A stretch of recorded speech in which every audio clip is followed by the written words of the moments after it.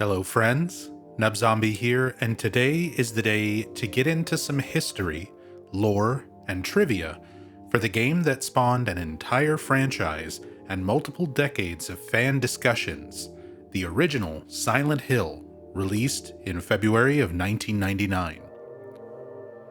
I'll be covering another fan community-made Iceberg chart this time, and this graphic was originally posted on the r/Silent Hill subreddit in 2022 by user Kindly Patrick. Link to the original post in the description below. This is the Silent Hill 1 Iceberg. Level 1. Cheryl and Alessa. Silent Hill's story revolves around a 7-year-old girl named Alessa Gillespie, the daughter of cult leader Dahlia Gillespie, who intends to use Alessa as part of a ritual to birth one of the cult's deities into our reality, with Alessa acting as a surrogate mother. The reason Alessa is being used in this way is in part because of her natural psychic and telepathic abilities. During the ritual, which results in Alessa becoming severely burned across her entire body, Alessa uses her psychic abilities to split her own soul in half, rendering the ritual incomplete and stalling her mother's plans. Half the soul is lost. That is why the seed lies dormant. And what soul remains captured in that husk is buried deep down in the subconscious. Are you trying to say it won't work? That wasn't our agreement. No, these are just stalling tactics.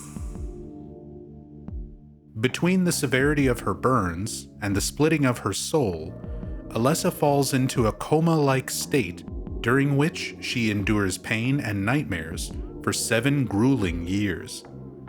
The other half of Alessa's soul, however, takes the form of a newborn baby, identical to Alessa, on the side of the road that passes by Silent Hill. A man named Harry Mason, along with his wife, happen upon the newborn while driving past the town and stop to help her. The young couple adopt this mysterious baby as their own and name her Cheryl Mason. We found her abandoned on the side of the highway. Nobody knew where she came from. We didn't have any kids of our own. My wife was sick,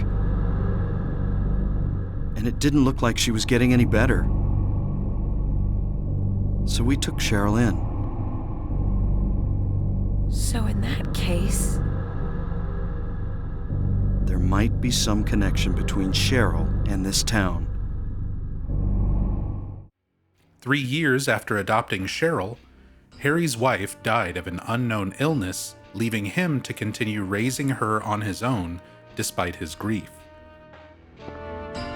Your wife, she's here with you? She died 4 years ago. Now it's just me and my daughter. I see. I'm sorry. At the age of 7, Cheryl suddenly urges her father Harry to take a vacation to the town of Silent Hill. Unbeknownst to Cheryl and Harry, this was the effect of a spell being used by Dahlia Gillespie to lure the other half of Alessa's soul back to Silent Hill in order to reunite the souls and complete the ritual to birth the cult's god. But the power we could draw now will be very weak. Almost nothing. Unless we get the other half of the soul. We'll use a magical spell. Feeling this child's pain, it's sure to come. But that will take time. Harry agrees and takes Cheryl to Silent Hill, where the events of the game begin.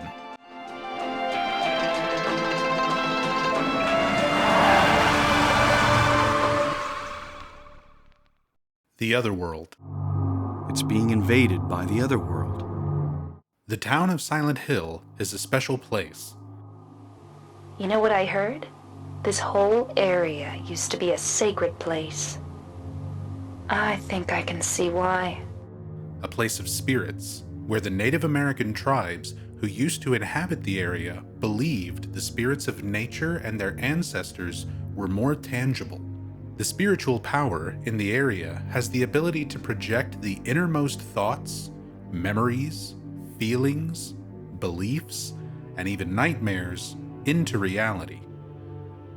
The Otherworld, as it is presented in the first game, is a reflection of the pain and nightmares that Alessa has endured since the attempted ritual, a twisted version of the town she grew up in that is tailored to match Alessa's burned, bloody body and her deepest fears, manifesting as terrifying monsters.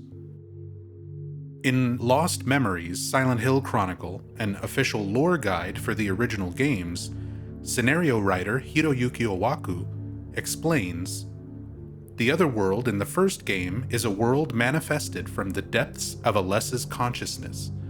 The reason why many items and solutions to riddles that originate from works like Alice in Wonderland and The Wizard of Oz appear is that these are Alessa's favorite books from her childhood. In other words, they indicate that the Otherworld itself is produced by Alessa. Similarly, an illustration from The Lost World, which is one of her favorite books, is used as a motif for one of the creatures that appears in the first game. Also, Alice and Oz are both stories about young girls who lose their way in an otherworld. Such content also suggests Cheryl and the protagonist who have lost their ways in the otherworld." Unlike some sequels, like Silent Hill 2, where multiple characters perceive their own personal iterations of the otherworld, all the characters within Silent Hill 1 are experiencing the same otherworld, stemming from Alessa's subconscious. The Otherworld takes on a dark and industrial aesthetic, reflecting the environment where Alessa was kept after the failed ritual, the basements and lower levels of Alchemilla Hospital. The shifting of reality into the Otherworld is described by Harry as, It's being invaded by the Otherworld. By a world of someone's nightmarish delusions come to life. Little by little, the invasion is spreading, trying to swallow up everything in darkness. and is usually accompanied by the, now iconic, sound of an air raid siren.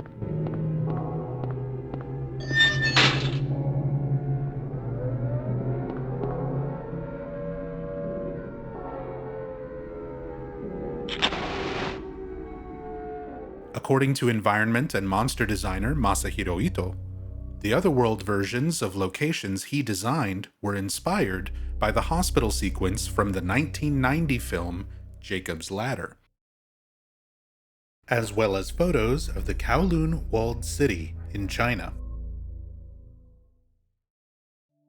Fog and snow. The town of Silent Hill is often covered in a dense, strange fog. Artist Masahiro Ito has commented that the fog in Silent Hill 1 was inspired by the 1980 Stephen King novella, The Mist, in which the town of Bridgeton, Maine is covered in a thick mist and strange monsters begin to appear. The fog itself was designed by graphic programmer and artist Naoto Oshima. Oshima cleverly used the fog to solve an issue the development team had been running into with their game design. The team wanted to utilize fully 3D environments to make the town feel open and explorable without too many loading screens in between areas. But because of the limited hardware specs of the original PlayStation, this meant that only the area closely surrounding the player character could be rendered at any given time. So, they utilized the fog and darkness effects to mask the short render distance. As for the snow, Michael Kaufman says it himself. Everyone seems to have disappeared. And it's snowing out, this time of year. Something's gone seriously wrong. As indicated by Kaufman's surprise, it's out of season for there to be snow falling naturally, implying that something strange and unknown is also affecting the weather, making the town unnaturally cold. One thing is for certain, although it's strange and out of season, it's still just snow. It's not ash. It was never ash. That was the movie, not the games. They're very different, so just stop saying it was ash. You're making Masahiro Ito very upset. Just stop it. It's not ash. What's that? The radio. Huh. Radio. What's going on with that radio? The radio is an iconic tool for the Silent Hill series. Its description in the first game describing it as a portable radio that emits static when monsters are near. It's used to alert the player to dangerous situations, as the fog, darkness, and limited camera view could often obscure and hide enemies approaching. It also works well for adding fear and tension to moments. You can hear that danger is nearby, but you can't yet see it. Conceptually, the idea of a radio detecting the monsters and manifestations is based on EVP, electronic voice phenomena, a similar belief within the parapsychology and ghost hunting communities that spirits, ghosts, or demons are able to affect electromagnetic fields and thus manipulate electronic devices such as recorders and radios as a means to communicate with the living. Team Silent's Masashi Tsuboyama revealed on social media in 2024 that he still owns the original radio the in-game model was based on, a red Sony ICF S20 that he would listen to while working on the game. Gray Children. Okay, this is referring to the childlike creatures in the first Silent Hill game who symbolically represent Alessa's classmates who bullied her. More info on that a little later in the Iceberg, but I have to get really specific about the creature names for a minute. It gets a little complicated for something that's only on level 1, so just bear with me.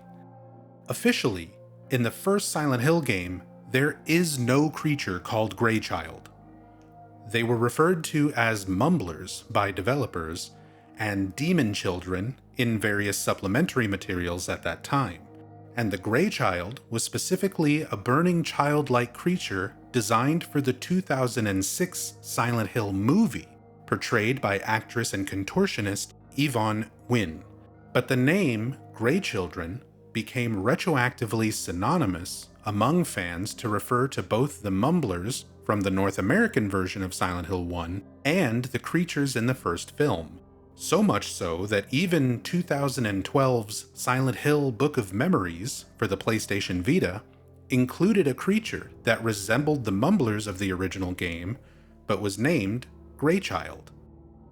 To add to the confusion, there were issues with an ethics committee who would not approve the original designs for the mumblers due to the perceived imagery of shooting creatures that so closely resembled human children, forcing creature designers Naoko Sato and Masahiro Ito to redesign them as many as 4 separate times.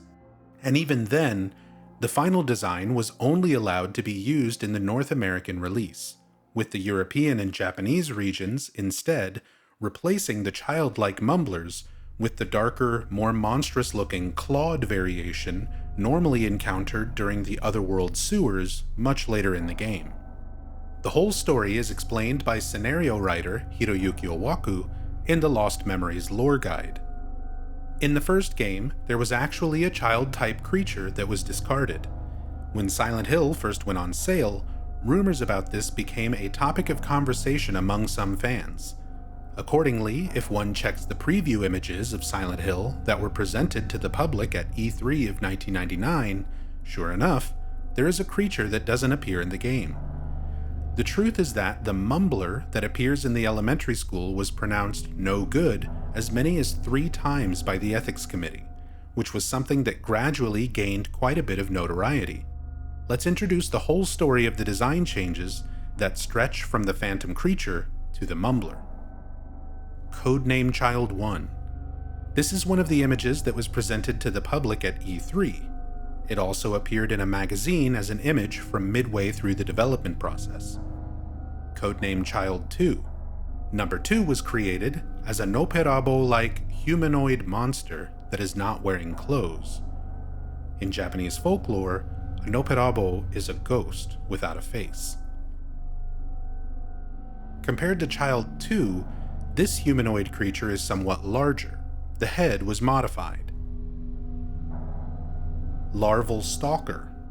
The fact that it was made into a shadow-like being that is unable to attack got the approval of the ethics committee. Stalker. As for the stalker that appears in nowhere, Child 2 was made into a silhouette. Child 4, Mumbler. Because the humanoid silhouette was abandoned and hook-like claws were added, permission for the domestic release was finally obtained. Codename Child 3. A creature that was designed anew. It appears in the North American edition of the game. Could it be that the 3 times the same creature was determined to be no good set a record for the highest number of times this happened in the history of the CESA Ethics Committee? It seems that the point of fighting and killing a creature with a childlike form became quite a problem. Silent Hill's preview images are included in the Lost Memories, The Art and Music of Silent Hill DVD. Hiroyuki Owaku. So, just to clarify, this is a gray child. This is a gray child. This is a mumbler. This is a mumbler with claws. Okay, hold on. Mumblers with claws? That sounds dumb. I need to rewrite this part of the script. This is too confusing. Let me refer to the guide that calls the mumblers demon children. Here we go. Official Prima Guide. Enemies. What do they call the variation with claws? Giant sewer rats? You know what? Call them whatever you want. I quit. The doghouse. In order to progress to the side of town where Midwich Elementary awaits, Harry must first find his way through the Levin Street home that has a doghouse sitting out front. Nearby, some groaners, the demon dogs manifested from Alessa's own fear of dogs, are awaiting to ambush. When first inspecting the doghouse, Harry will only comment that it's strange since he doesn't see any dogs around. I mean, I guess groaners don't count? If you explore further down Levin Street where it meets Matheson Street, you can find a note on the ground that mentions the Levin Street doghouse. Only after reading this note will Harry think to look inside the doghouse and obtain the key to the front door. Look, this was 90s video game logic at its finest. If you think this is bad, you should check out some of the PC point-and-click horror from that era, like Harvester or Phantasmagoria. Piano Puzzle. A Tale of Birds Without a Voice, also known as the Music Room Puzzle, is a necessary and somewhat notorious puzzle encountered on the second floor of Midwich Elementary. After placing the gold medallion into the clock tower, the piano cover will open, revealing a streak of blood across several keys. When pressing the keys, some will give a tone like normal, but others will instead click. Next, examine the blackboard where a poem titled A Tale of Birds Without a Voice is posted. The title itself is your hint that you should be focusing on the piano keys that don't make a normal tone. Those are your birds without voices. First flew the greedy pelican, eager for the reward, white wings flailing. This indicates the color of the piano keys correlates to the color of the birds mentioned. A pelican, a white bird, equates to a white piano key. One thing to try to imagine is the birds taking off to fly from the left and landing on the right.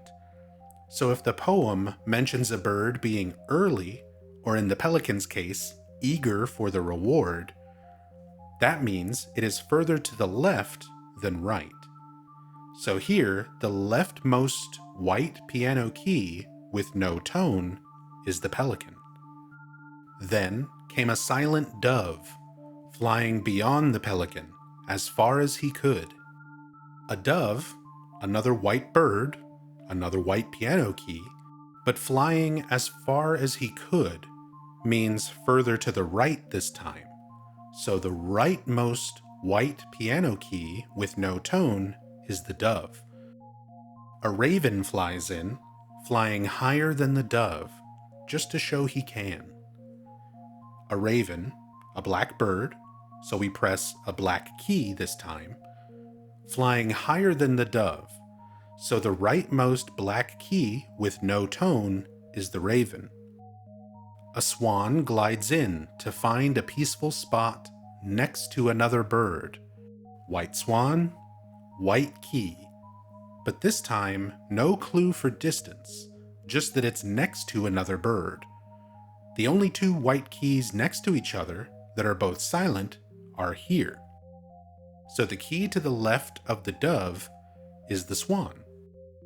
Finally, out comes a crow, coming quickly to a stop, yawning and then napping. Final key of the sequence. It's a crow, a black bird, which stops quickly, meaning it didn't fly very far. So this would be the leftmost black key with no tone. Who will show the way? Who will be the key? Who will lead to the silver reward? The final part of the poem just indicates the purpose for solving it. The silver reward is the silver medallion needed to open the clock tower doors. This puzzle gained a bit of notoriety among fans, as there are many ways to incorrectly interpret the information. It's easy to overthink it, and it can be especially difficult for those who played the game when they were very young, or if English wasn't their primary language. Keys for Eclipse. Earlier, I mentioned that Harry needs to get through the Levin Street house to get to the side of town where Midwich Elementary is, but the doghouse key was only to get through the front door. The back door is locked with 3 locks, and on the wall nearby is a map of Silent Hill with the message, Keys for Eclipse, written on it. The map indicates 3 locations around town where you can find the keys to the 3 locks. On the far east end of Finney Street, you can find a police car that is wrecked near a large chasm. Inside the trunk is the key of Lion. At the south end of Elroy Street, there is a house on the very edge of a chasm in the ground, where only a small tree still connects across the gap. Inside the mailbox, you will find the key of Scarecrow. In the alleyway marked on the map between Bachman Road and Elroy Street is a gate leading into a small area with a basketball hoop marked with blood and a dog's head laying below. A gruesome implication. On the ground nearby is the key of Woodman. Each key is a reference to the main characters of the story, The Wonderful Wizard of Oz. In the original story, the lion has to overcome his lack of courage and cross a chasm with Dorothy and the others on his back, and the key of Lion is also found near a large chasm. The Scarecrow has to overcome his lack of brains and is able to think of a plan to cross a valley by cutting down a tree, similar to the tree that crosses the gap where you can reach the key of Scarecrow in the mailbox. Also in the original story, the Wicked Witch of the West sends a pack of wolves to try and kill Dorothy and her friends, but the Tin Man fights the wolves off with his axe, decapitating them, just like the severed dog's head found near the key of Woodman. Once you return to the locked door and use all 3 keys of Eclipse, the door to the backyard will open, and outside, the town will now be engulfed in darkness, similar to what happens during a solar eclipse. UFO ending.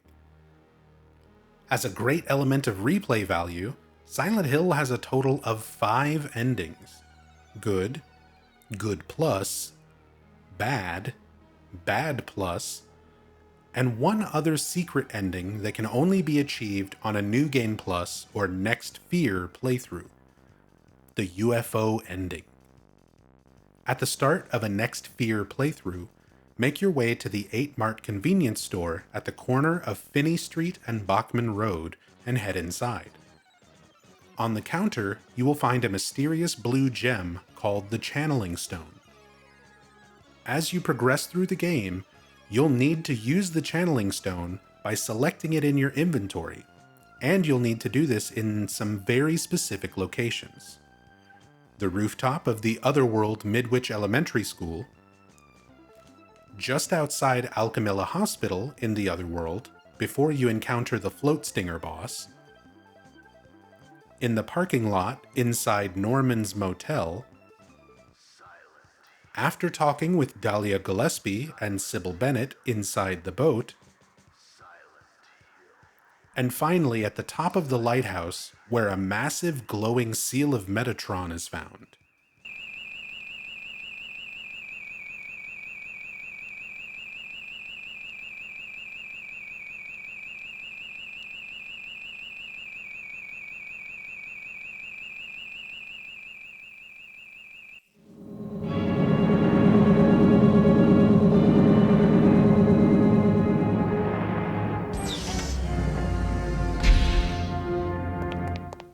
Sorry. Let me ask you, have you seen a little girl around here? Short, black hair.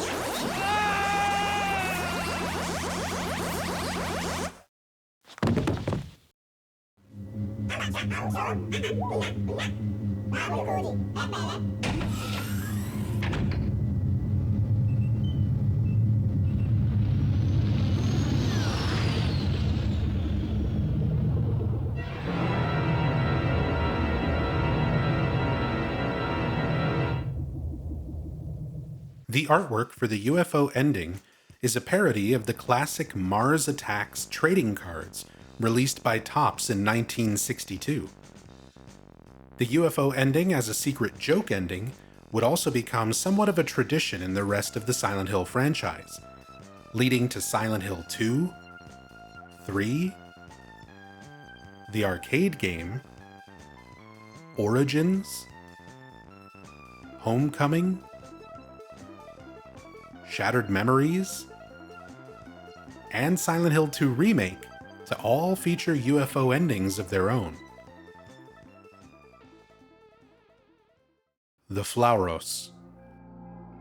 After arriving at the Balkan Church, drawn there by the church bells heard when leaving Midwich Elementary, Harry encounters Dahlia Gillespie for the first time. Dahlia gives Harry the false explanation that the Flauros is a cage of peace that will help him counteract the wrath of the underworld. You must follow the path. The path of the hermit concealed by Flauros. What? What are you talking about? Here, the Flauros, a cage of peace. It can break through the walls of darkness and counteract the wrath of the underworld.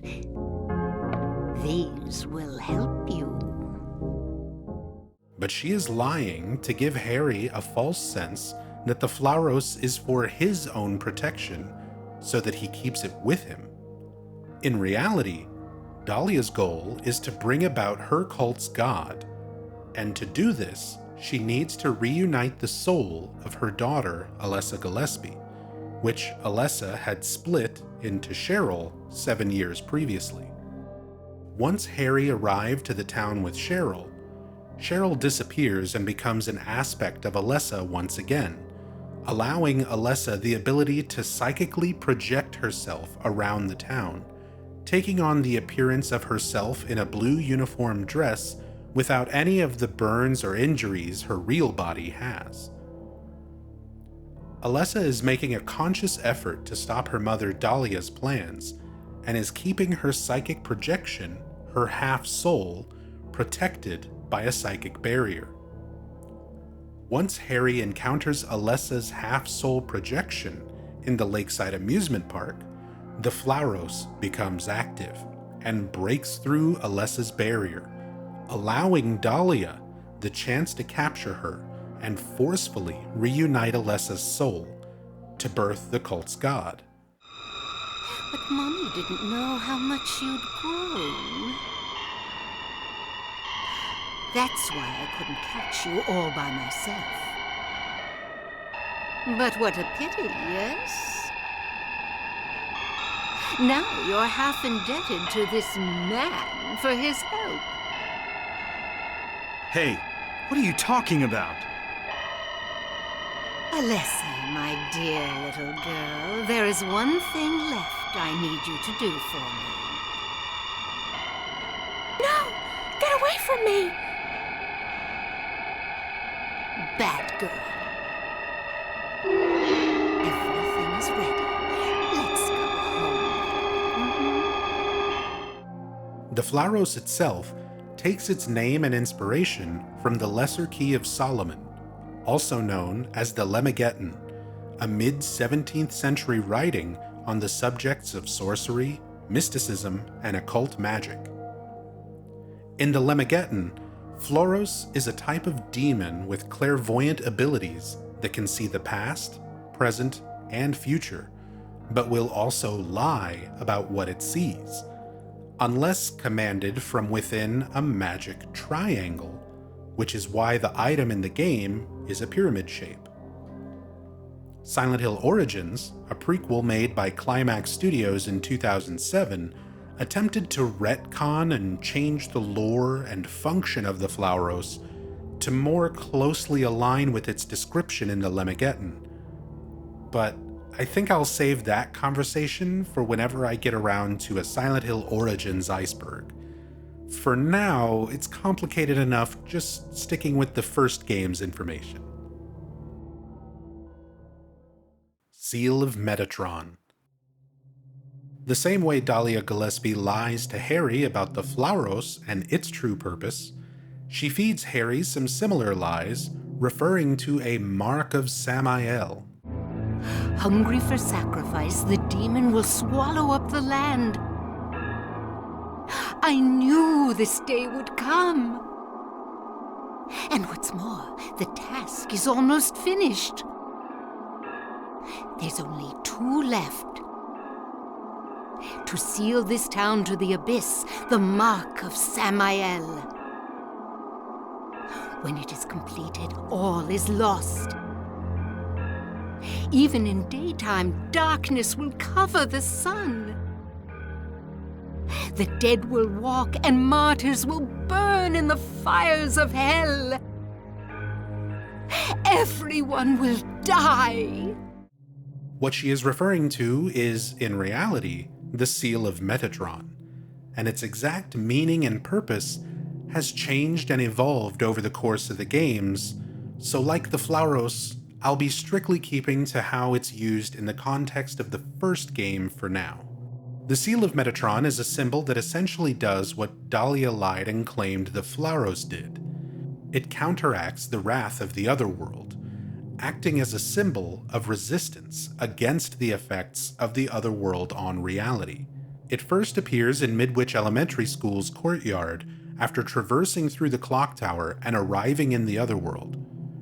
Notably, in the same courtyard before, there were several mumblers prowling around, but now, in the presence of the seal, the courtyard is empty, a small bit of safety in the otherwise oppressive Otherworld. When reaching the school roof, the seal can be found in several places here, and again, no creatures are present. As the game progresses, you continue finding the seal in various locations all over the Otherworld. However, as the Otherworld continues getting stronger and Alessa's powers weaken, the seal seems to lose effect, and enemies are able to manifest in its presence. The Seal of Metatron was Alessa Gillespie's last-ditch effort to resist and purge the Otherworld from reality, and the seal can even be seen right up to the very end on the ground as Alessa dies. In the Lost Memories lore guide, writer Hiroyuki Owaku comments on the Seal of Metatron, saying, "To the town's religious organization, the Seal of Metatron is an ordinary talisman with no particular significance. As Alessa was unable to spread this crest throughout the entire town in the first game, its power was never demonstrated." The name, Metatron, was taken from an angel in multiple religious theologies, often described as the voice of God. I am the Metatron. Don't tell me the name doesn't ring a bell. You people. If there isn't a movie about it, it's not worth knowing, is it? The symbol itself was designed by artist Masahiro Ito and was likely inspired by the symbol of the Fraternitas Saturni, or Brotherhood of Saturn, a magical order founded in Germany in 1926 that is concerned with the study of esotericism, mysticism, and cosmic magic. Splithead. The first boss of the original Silent Hill. Found within the bowels of the Otherworld Midwich Elementary School, this twisted, nightmarish lizard creature is manifested from a fairy tale that Alessa and Harry are both familiar with.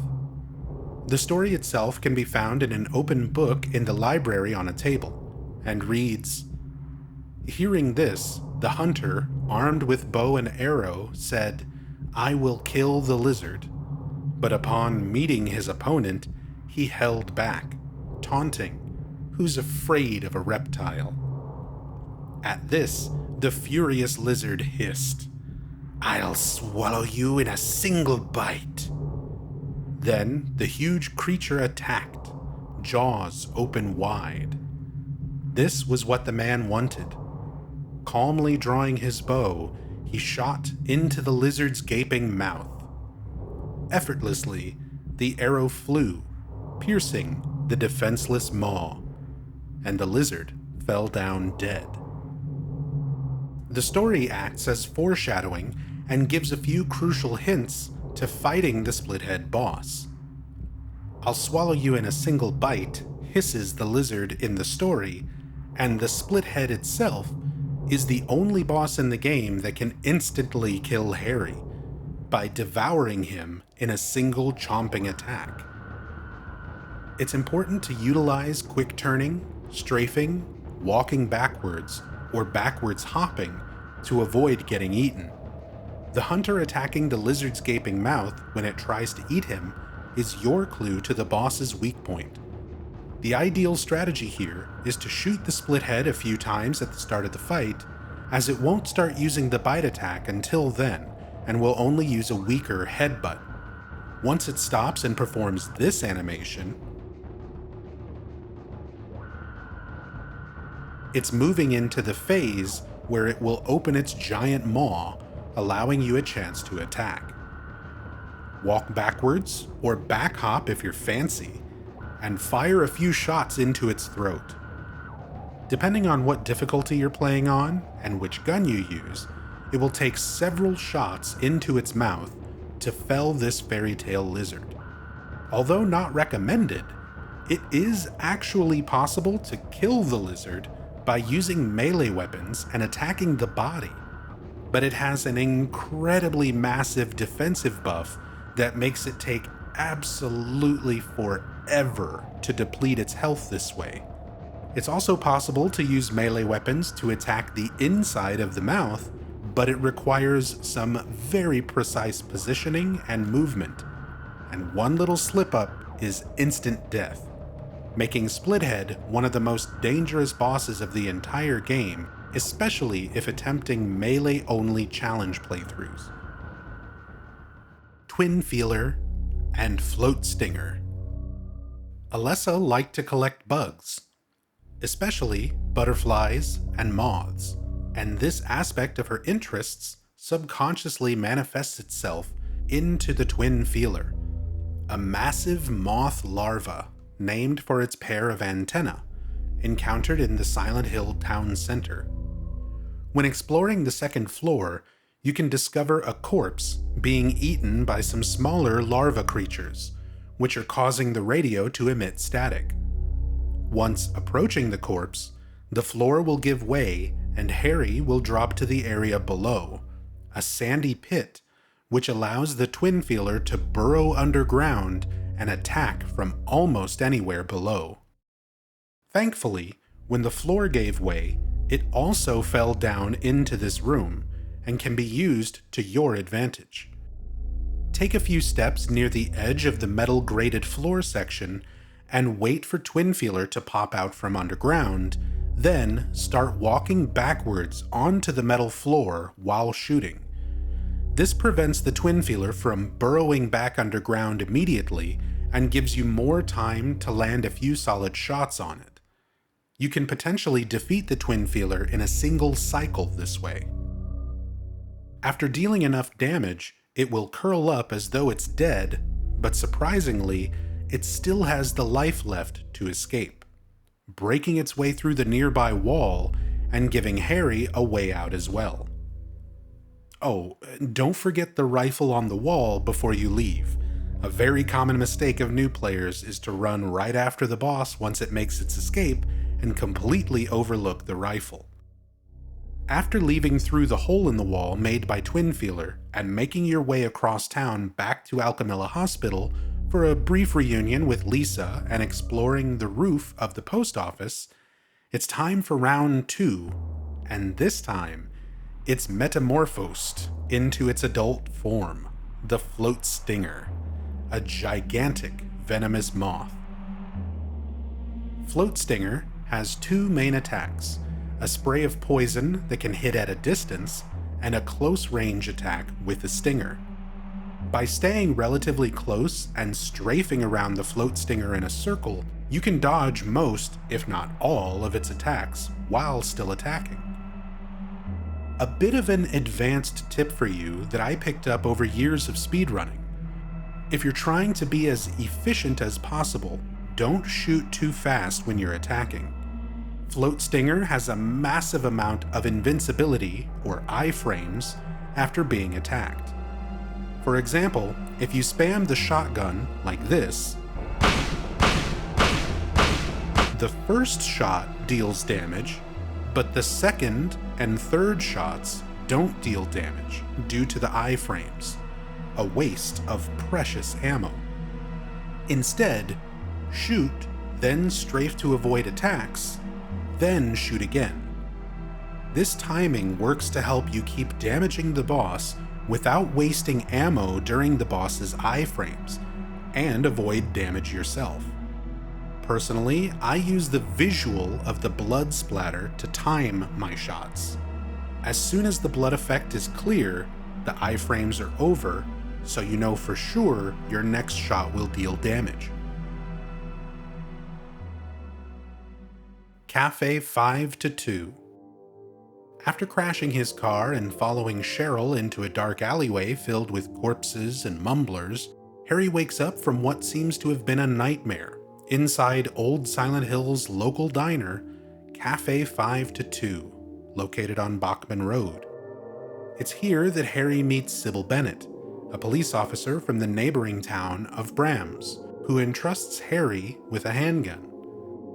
Harry also finds several key pieces of equipment in the cafe, including the map, flashlight, health drinks, and radio, along with the first save point, a notepad on the bar where Harry can write down his experiences so far.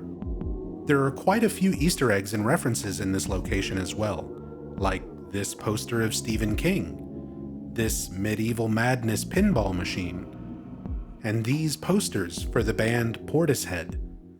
I'll cover those in a bit more detail later on in the Iceberg. Cafe 5-2 itself is based on a diner of the same name featured in the 1994 film Natural Born Killers. Puppet doctors and nurses. In the first Silent Hill, Alessa Gillespie's subconscious is the source for everything being manifested into reality, and the creatures are from her fears and trauma. Among these are the parasites, puppet doctors, and puppet nurses, designed by artist Naoko Sato. Puppet doctors represent the former doctors of Alchemilla Hospital being controlled or puppeted by a worm-like parasitic manifestation. Puppet nurses, similarly, are the former nurses with the same parasites controlling them.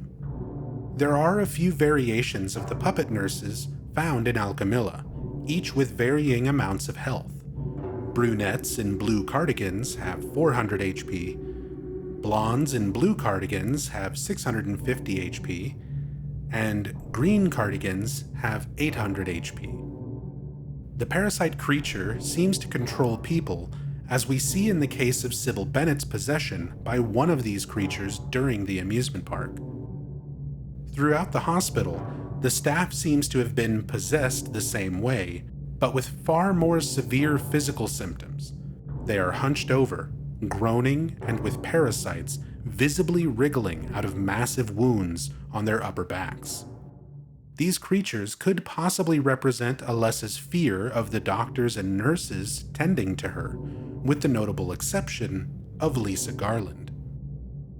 The parasite controlling them could be a metaphor for the control that Kaufman had over his staff, as evidenced by his hand in the death of Lisa for wanting to resign after too many strange things began happening around Alessa.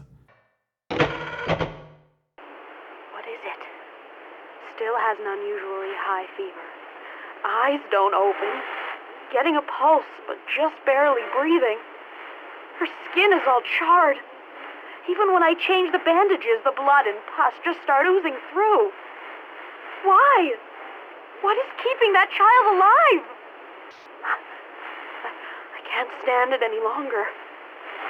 I won't tell a soul. Promise.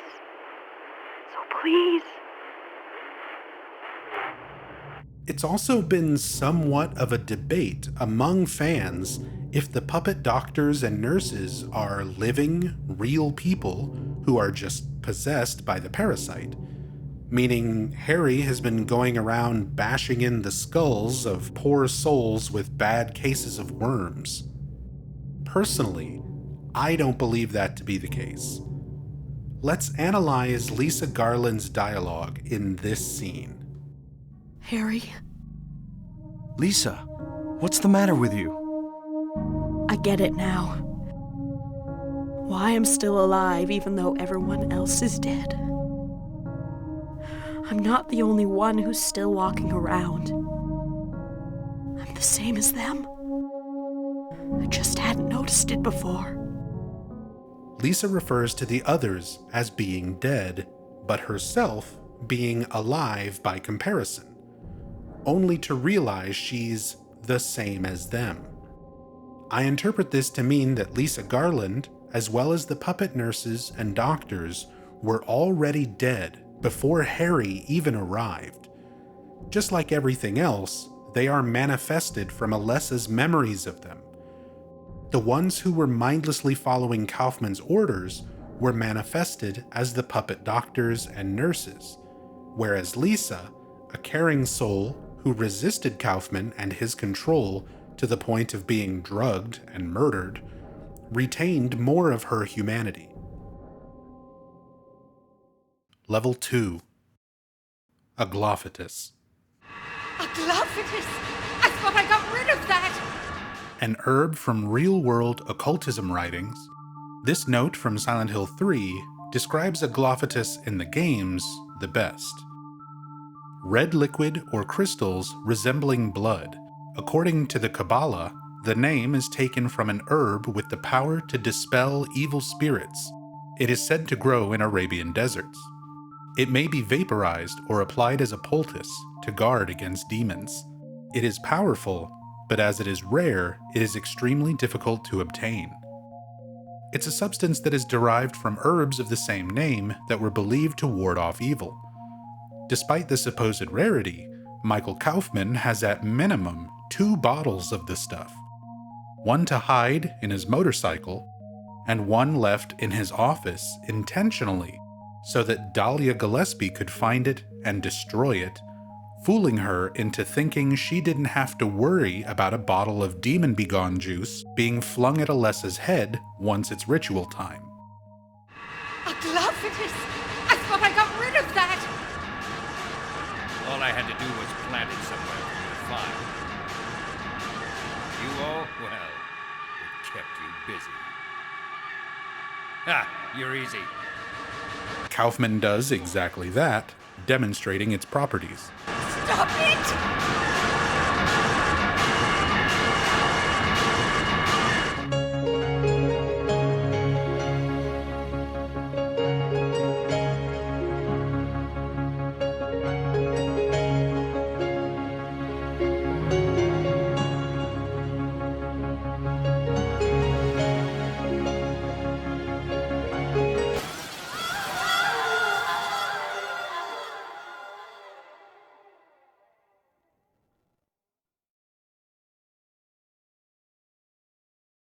Huh?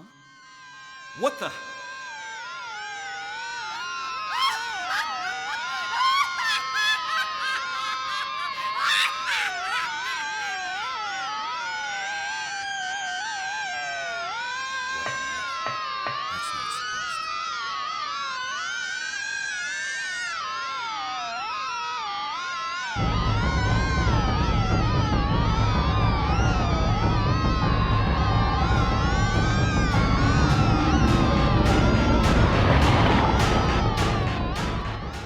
Historically, the name itself comes from the 1977 Simon Necronomicon, an occult textbook and collection of works from author Peter Levenda. In the Simon Necronomicon, a Glophitus is described as an herb, a member of the peony family, that was used in rituals to summon evil beings and forces. However, in the 1919 book, Folklore in the Old Testament, Studies in Comparative Religion, Legend, and Law, Volume 2, by Sir James George Fraser, a Glophitus is mentioned as getting its name from ancient Greek doctor Dioscorides. Aglaos, which means shining, and phos, meaning light. And it's described as an herb that was believed to expel demons, a much more accurate description of its use in Silent Hill. Sybil's Fate. With Silent Hill 3 being the canonical continuation of Silent Hill 1, that means that either the good or good plus ending needs to happen, for Harry to escape the town with the newly reincarnated Cheryl No. 2, aka Baby Heather. The main difference between these two endings revolves around saving Officer Sybil Bennett from the control of the manifested parasite creature by using the Aglophitus found in Alchemilla Hospital, which leads to the good plus ending, as long as you also save Michael Kaufman from the giant sewer rats and discover the hidden Aglophitus inside the motorcycle's gas tank. Since Sybil never appears or is mentioned in Silent Hill 3, many fans were left speculating if she had made it out of the town or not. In 2003, the Lost Memories Silent Hill Chronicle was released, with some conflicting statements regarding Sybil's fate from the creator's commentary. Scenario writer Hiroyuki Owaku says that Sybil's fate is left to the player's imagination, but then goes on later to state that the good ending, in which Sybil dies, is the orthodox ending which is connected to the third game.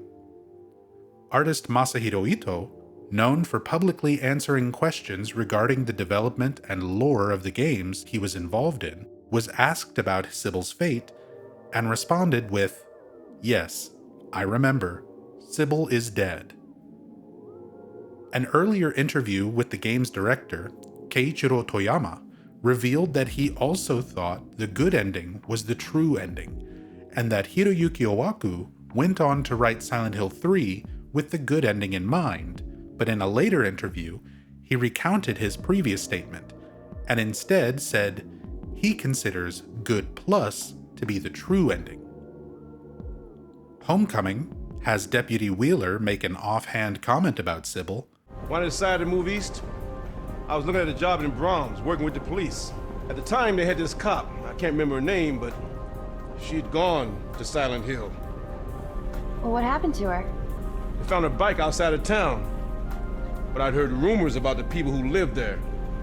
Let's just say they're not too friendly to people who don't share their beliefs. But that's Homecoming, so who cares? In the 2006 movie, Sybil, played by Laurie Holden, is burned to death by the cult.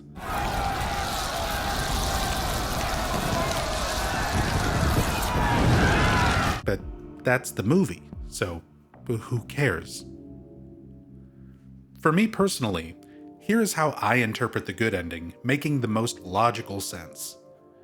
Harry Mason picks up the Aglaophatus in Alchemilla Hospital, but doesn't know what it is or how to use it, meaning that when he encounters possessed Sybil in the amusement park, his natural reaction wouldn't be, let's splash Sybil with some mystery liquid and see what happens. It would be more likely he defends himself when his life is put in danger, and, regrettably, kills Sybil in self-defense. At the final encounter with Dahlia and Alessa, Michael Kaufman arrives and hucks his spare bottle of Aglaophatus at Alessa to force the incubus out of her prematurely so that it can be killed. This is where Harry learns firsthand what the liquid he found earlier is, since Dahlia shouts, Aglaophatus! I thought I got rid of that! And he also sees a demonstration of what it does: force a demon god out of its host. Harry kills the incubus, Alessa reincarnates into baby Cheryl number 2, and Harry escapes the town, with the protagonist of Silent Hill 3 in hand. And what else is still in his inventory? That's right, the Aglaophatus from Alchemilla Hospital that he picked up but never used, and now knows enough about it to go home and research it some more. Since this newborn baby is a complete mystery to Harry, and possibly a demon itself as far as he knows, having some anti-demon liquid around isn't a bad idea. As the baby girl he raises gets older, Harry uses the Aglaophatus he escaped with to create a small tablet, kept inside of a necklace which he gifts to his daughter Cheryl, who now goes by Heather. He tells her it's just a lucky charm, but ultimately it becomes the one thing to save the day and force the god out of Heather, allowing it to be killed, just like before. It's like poetry. It rhymes. Again, it's like poetry, so if they rhyme, every stanza kind of rhymes with the last one. Hopefully it'll work. Officer Gucci report. A note found in the Silent Hill police station states, Coroner Seals called. Officer Gucci is unlikely to be murdered. He apparently died naturally. But medical records show Officer Gucci had no prior symptoms of heart disease. Officer Gucci was a police officer for the town who died under mysterious circumstances, heart failure, despite not having any prior symptoms. Gucci's death, along with the deaths of other people mentioned in various notes, such as the town's former anti-drug mayor, are hints at the larger subplot of drug production and trafficking going on in the town. I'll get into more detail a little further down on this iceberg on the drug trafficking thing. This is the only note ever mentioning Officer Gucci, yet despite this relatively obscure character, he was rewritten into the character Officer Thomas Gucci for the 2006 Silent Hill film, played by actor Kim Coates. Lisa Garland. Lisa Garland was a resident of Silent Hill who worked as a nurse for Alchemilla Hospital, and was one of the few people who knew about and cared for Alessa Gillespie while she was being kept in the basements of the hospital. Before the events of the game, during her time watching over Alessa, Alessa's powers, in conjunction with the town's spiritual presence, began to manifest in strange ways, which Lisa describes in her journal. This led to Lisa wanting to quit working for Alchemilla, and she confronted hospital director Michael Kaufman. What is it? Still has an unusually high fever. Eyes don't open. Getting a pulse, but just barely breathing. Her skin is all charred. Even when I change the bandages, the blood and pus just start oozing through. Why? What is keeping that child alive? I can't stand it any longer. I won't tell a soul. Promise. So please.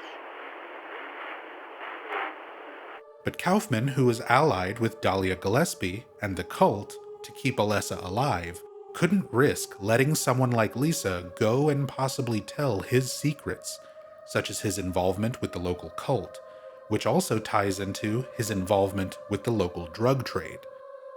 It's unclear, but presumed based on Lisa's journal, that Kaufman either forces Lisa to take drugs, likely PTV, or manipulates her into using drugs in order to keep her under his control, and Lisa is killed by Kaufman, either directly or indirectly via drug overdose. Due to the spiritual nature of the town's power, Alessa's fears, thoughts, and memories are being projected to create aspects of the world around her, and this includes memories of Lisa Garland. The Lisa Garland who we meet during gameplay is manifested from these memories, not too dissimilar from characters like Maria in Silent Hill 2, being manifested from James's thoughts of Mary. Developer Masahiro Ito also describes Lisa as being something similar to a ghost or spirit. When talking with Harry Mason, Lisa conveys that she can't recall what happened, just that she woke up in the hospital and that she feels she can't leave that place. Harry, tell me what's happening here. Where is everybody? I must have gotten knocked out. When I came to, everyone was gone. It's awful. So you don't know anything either. Great. How about coming with me? This may not be the safest place in the world either. I can't promise you anything, but I'll do my best to protect you. No. Somehow I feel I'm not supposed to leave this place. Oh, Harry, I'm so scared. I'm cold. She's also only ever encountered during the Otherworld and Nowhere segments of the game, never in the Fog World like Sybil, Dahlia, or Kaufman, who are still living, breathing, real people. Lisa herself reveals to Harry later in the game that she feels she was dead, just Lisa, like the other staff what's of the matter with you? Alchemilla Hospital. I get it now. Why I'm still alive even though everyone else is dead. I'm not the only one who's still walking around. I'm the same as them. I just hadn't noticed it before. Perhaps it's due to Alessa's fondness for Lisa, Stay by me, Harry. or her defiance towards Kaufman, that she was able to maintain more of her humanity, unlike the other manifested puppet staff. However, the realization of what she is also seems to trigger her deterioration, in one of the most tragic reveals for a character in the series.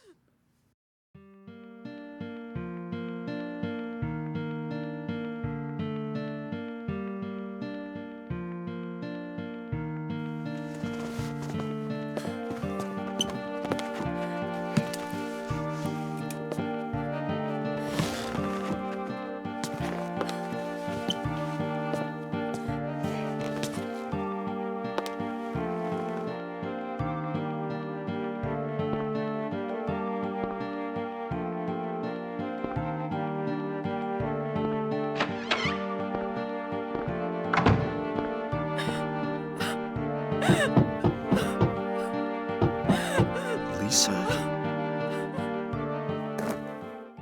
Don't worry, she comes back for one final act of revenge on the man responsible for this horrible fate.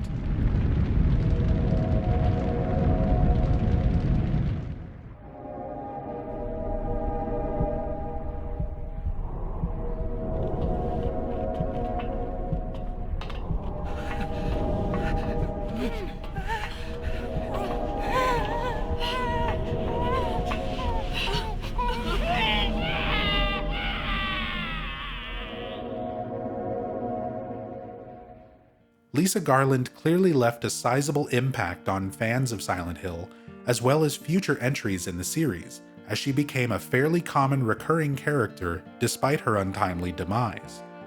She's in Silent Hill, the play novel, briefly in Silent Hill 3, a recurring character in Silent Hill Origins, a recurring character in Silent Hill Shattered Memories, briefly mentioned in Book of Memories, and was one of the main subjects in a digital Silent Hill comic book called Cage of Cradle, written by original scenario writer Hiroyuki Owaku, with illustrations by original artist Masahiro Ito, which is sadly now mostly a lost media except for a few pages.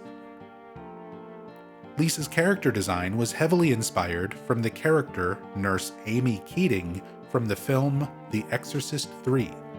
I actually made a short video a while back going over these details and this particular reference if you want to check that out. Chainsaw and rock drill. Silent Hill has a decent spread of weaponry to dispatch the nightmares lurking in the streets and hallways, but interestingly, you can't actually collect them all in one go, as you must choose between two particular weapons: the chainsaw and the rock drill. Once you start a Next Fear playthrough, make sure to stop at the Shell gas station near the Balkan Church after first meeting Dahlia Gillespie. Inside the garage area, you'll find a gas can with a bit of fuel in it, which can be used to power either the chainsaw or the rock drill, but not both. The chainsaw can be picked up on Block Street at Cut Right Chainsaws, a nice little reference to the Texas Chainsaw Massacre 2. While the chainsaw is relatively slow to start up and attack with, it's notable for being usable while still walking. It's less damage than the rock drill, but makes up for it with its mobility. The rock drill is located over by the Orridge Bridge control room, in a room under the stairs to the control area. This massive road construction drill does some great damage, but it locks you in place while using it. Against enemies that naturally wander towards you, though, it can be really effective. The chainsaw, as a fan favorite weapon, returns in Silent Hill 2, Silent Hill 4, Book of Memories, and Silent Hill 2 Remake, while the rock drill only showed up again in Book of Memories, of all things. Drug trafficking subplot. What could drug trafficking have to do with all this? Earlier, I was discussing the mysterious death of Officer Gucci, a police officer in Silent Hill who died of heart failure despite not having any previous symptoms. A similar death also happened to the town's previous mayor, as described in a newspaper clipping found in Norman's motel. Investigation stalled. PTV dealers still at large. Suspicious deaths continue, like the anti-drug mayor. A narcotics officer dies of a sudden heart failure of unknown origin. So between Officer Gucci and the town's previous anti-drug mayor, people who are involved with this PTV drug investigation keep dying off due to mysterious heart failure. Likely from the efforts of someone who is trying to cover it all up, but let's back up a little bit. First, what is PTV? PTV itself is a hallucinogenic drug being manufactured in the town by refining the seeds of a flower known as White Claudia, a perennial flower with white, oblong leaves which only grows in the region around the town of Silent Hill, as described in this note found in the police station written on the chalkboard. Product only available in selected areas of Silent Hill. Raw material is White Claudia, a plant peculiar to the region. Manufactured here? Dealer equals manufacturer? I actually misinterpreted this note for a long time myself, and was corrected during one of my live streams by a botanist in my chat. For most English speakers, the word peculiar usually means that something is strange, odd, or unusual. I took this to mean that a plant peculiar to the region would mean that it is unusual for it to be there. However, in this context, especially when referring to plants in botany, a plant peculiar to a region means that the plant only grows in that area. It's something unique to the region, rather than strange or unusual. This indicates that the White Claudia flower only grows in Silent Hill, which is what led detectives to believe that the PTV drug itself was being manufactured and sold in Silent Hill as well. Sybil is also aware of this, as she brings it up during a discussion with Harry in Green Lion Antiques. Any idea what it means? Darkness devouring the town. Must be on drugs. They sell them to the tourists. The force still can't figure out who's behind it. None of our leads have panned out, and the investigation is stalled. What could drug trafficking have to do with all this? I really don't know. But maybe that's the darkness she was talking about. That's all I can think of. She mentions that Dahlia might be spouting nonsense because she could be on drugs, that the drugs are often sold to tourists, and that the police force can't figure out who's behind it. But perhaps we can.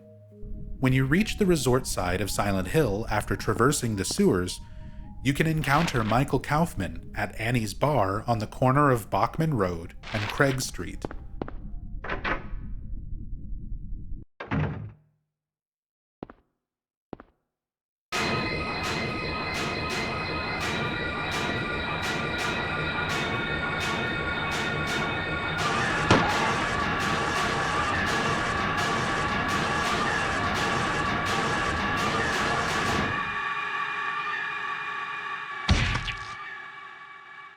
Are you okay?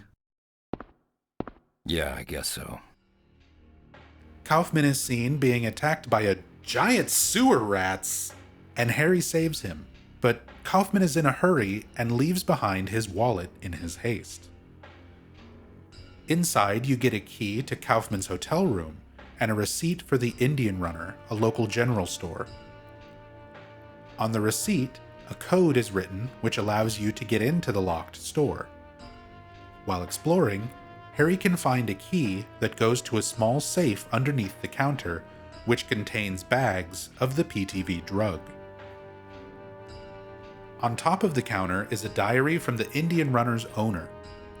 August 20th. He came by. I handed over the package that the woman left here. September 12th.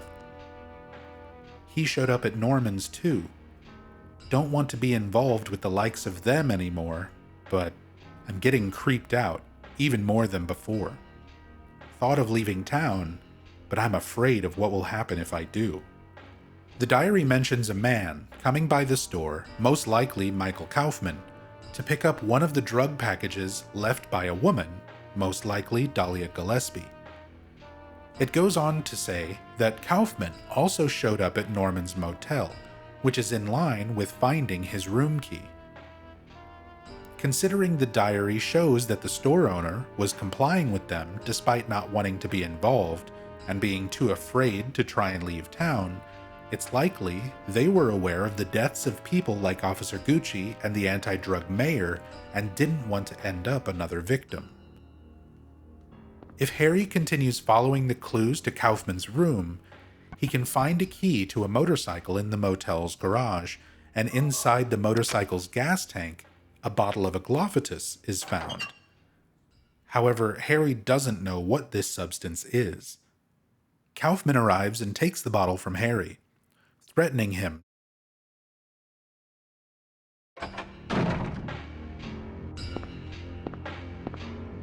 Give me that. What is this? That's none of your business. Instead of messing with that, how about coming up with a way to get out of here? You shouldn't be hanging around here goofing off. What do you think you're doing? You want to get yourself killed? Get out of here. Okay, take it easy. Unless you want to die, keep your mind on business. Got it? Harry then makes the incorrect assumption that the bottle must have contained drugs, but correctly guesses that Kaufman is involved with the local drug racket. Later, Harry finds himself in Nowhere, a chaotic place created from Alessa's memories, all collapsing in on themselves, creating an amalgamation of locations like Midwich Elementary, the Gillespie home, and Alchemilla Hospital. In the parts of Nowhere resembling Alchemilla Hospital, you once again encounter Lisa Garland, who has become aware of her existence as a manifestation, which results in her final moments. In Lisa's diary, left behind after this encounter, she writes, "Need drug. Help me." This indicates that Kaufman was likely using PTV addiction to keep people like Lisa under his control, and that overdosing of the drug could result in heart failure, the same method of mysterious death as Officer Gucci and the mayor. So to summarize, using all these clues and context, Dahlia Gillespie and the cult use PTV made from White Claudia for their religious ceremonies, with Michael Kaufman using his status as Alchemilla Hospital's director to manufacture and distribute the drug while also selling it to tourists for his own profit and forcefully overdosing any police officers, detectives, or nosy anti-drug mayors to silence them. As some additional trivia, it's never explicitly stated in-game what PTV stands for. However, boxes in the Nowhere version of Alchemilla Hospital have Psychic TV written on them, a reference to Psychic TV, an English-based experimental band that was created by musician and visual artist Genesis P. Orridge, most known as the founder of the industrial band Throbbing Gristle. The drawbridge that connects the districts of Silent Hill is also named the Orridge Bridge, in reference to Genesis P. Orridge. P. Orridge was very interested and involved with the occult as well, even forming an occult organization in 1981 known as the Temple of Psychic Youth. Green Lion Antiques. After encountering Dahlia Gillespie for the second time in Alchemilla Hospital, she leaves behind the key to her local business, the Green Lion Antique Store on Simmons Street in central Silent Hill. While the interior first looks fairly mundane, with some antique furniture and decorations around a small room, Harry and Sybil discover a hole in the wall leading to a tunnel that ends with a strange makeshift religious altar. This altar was likely used by cultists like Dahlia Gillespie and Alessa as well, considering that the Nowhere segment of the game, which is made up from various locations from Alessa's memories, also features the antique store and altar. The name for the store, Green Lion Antiques, and the signage created for the store are references to an image commonly seen in books regarding the study of alchemy: a green lion devouring the sun, a metaphor for aqua regia, a type of mixture of acids that are capable of breaking down or consuming gold. The image shown on the sign depicts the same green lion devouring the sun as shown in the 16th century book, The Rosary of the Philosophers. Considering how the cult's beliefs draw from various aspects of religions, the supernatural, occultism, and alchemy, it's not surprising why Dahlia Gillespie would have her store reference this in a small way. Larval stalkers. First encountered in Midwich Elementary, the larval stalker is a small shadow-like translucent creature representing the pitiful crying of a young Alessa who was teased and bullied by her classmates.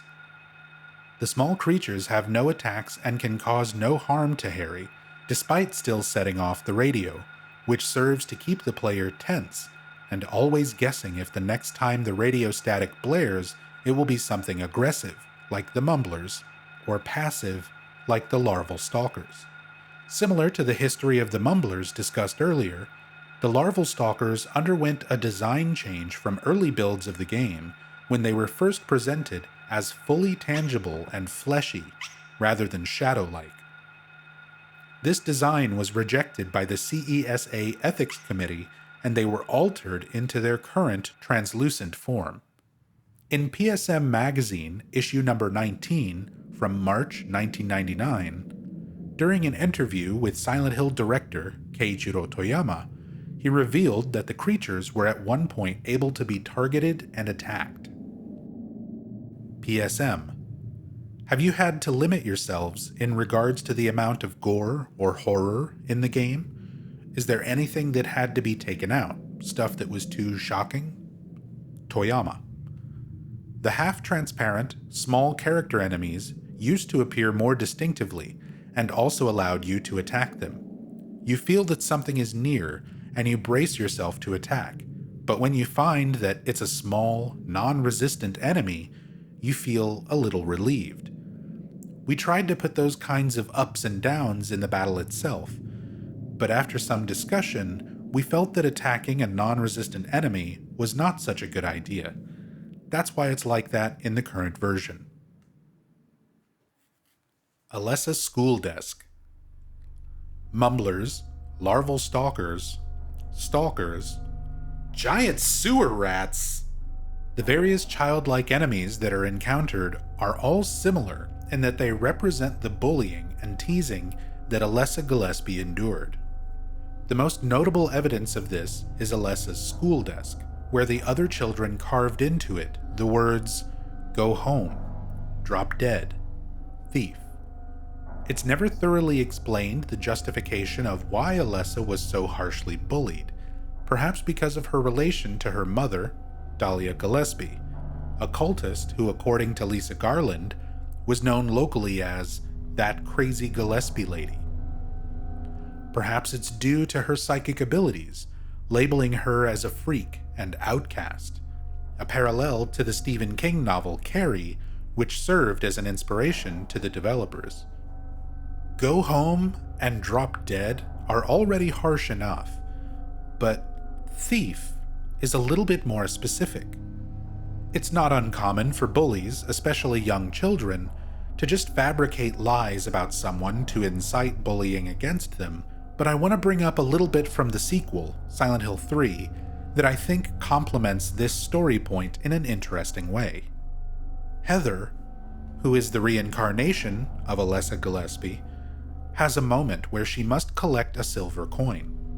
After taking a single coin from a large pile of them, she comments that she is no thief but might act like one now and then. I always took this as a tongue-in-cheek reference to the common trope with survival horror protagonists, putting all sorts of strange things they find into their infinite pockets. But perhaps there's a little more depth meant for Heather's character to reflect this personality trait of occasionally acting like a thief, a trait possibly shared by Alessa as well. The same classroom and defaced school desk can be found in the Otherworld Church of Silent Hill 3, along with a note from Kay Gordon, Alessa's teacher, which discusses Alessa's bullying and abuse. There's a girl named Alessa in my class. If your memory is any good, you may remember her. She's the one I said they called a witch. Most likely, her mother is abusing her. I've never seen her come in without some sort of scrape or bruise. Her expression is pitifully dark for a 6-year-old. Something like this may not be so uncommon. Rather than coming up with pointless ideas, it's best just to watch and wait. But isn't there something I can do to help? I'm considering consulting a lawyer, but I do have my reservations. That's why I thought I'd ask you, my friend, for your opinion first. K. Gordon. Leonard Rhine. Inside the boys' restroom of the Otherworld Midwich Elementary is a stall where a corpse can be found fastened to the wall with a bloody message written beside it, reading, "Leonard Rhine, the monster lurks." This is referring to an author, Leonard Rhine, and the book written by them titled The Monster Lurks, which can be found in the school's library. Harry will only opt to examine this book and read it after finding the bloody writing in the bathroom, and even then, he only reads this small portion of the book from a chapter titled Manifestation of Delusions. It starts off with the ending of a fragmented sentence. Poltergeists are among these. Negative emotions like fear, worry, or stress manifest into external energy with physical effects. Nightmares have, in some cases, been shown to trigger them. However, such phenomena do not appear to happen to just anyone. Although it's not clear why, adolescents, especially girls, are prone to such occurrences. This excerpt from Leonard Rhine's book provides an explanation for the phenomenon occurring with Alessa Gillespie and the Otherworld, and gives reason to her fears and nightmares being projected into the physical forms of the creatures and Otherworld environments. In the novelization of Silent Hill 1, written by Sadamu Yamashita, Harry Mason recalls that the name, Leonard Rhine, is familiar to him, and that Leonard Rhine was an old writer known for penning books that any sensible, rational person would scoff at. Extra options menu. Replayability. It's one of the things that can make good games into great games, and keep us coming back to them over and over for years, or in this case, decades, after they've released. And the Silent Hill series has always had plenty of extras, weapons, endings, and even options to keep the game feeling fresh for those follow-up playthroughs. In the original Silent Hill, after completing the game at least once, you unlock an expanded extra options menu, which can be accessed by opening the options menu at any time and pressing any of the trigger buttons. Here, you can change several things. Weapon control lets you ready your weapons by holding down a button or by pressing it each time to toggle the ready stance. Blood color lets you pick how you want your fallen nightmare foes to bleed, from red, green, violet, and black. View control toggles between normal and reverse. It's an interesting one. Normal is your default camera view, but you can press the camera view button, L2 by default, to center the camera behind Harry. Reverse changes this, so the default is now the Harry chase cam, and pressing L2 gives you the normal cinematic camera. Retreat turn toggles between normal and reverse. Very specific control option here, but this refers to the player moving backwards with Harry, and which direction he will turn when pressing left or right. Basically toggling if he moves the same direction you press, or inverse. Walk-run control. By default, pressing up will move Harry forward by walking, and holding down the run button at the same time lets him run. By changing this to reverse, Harry will now run by default, only stopping and walking when holding the run button. As someone who has done many speedruns over the years, this is a personal favorite preference to change when I play. Auto-aiming, which can be toggled off.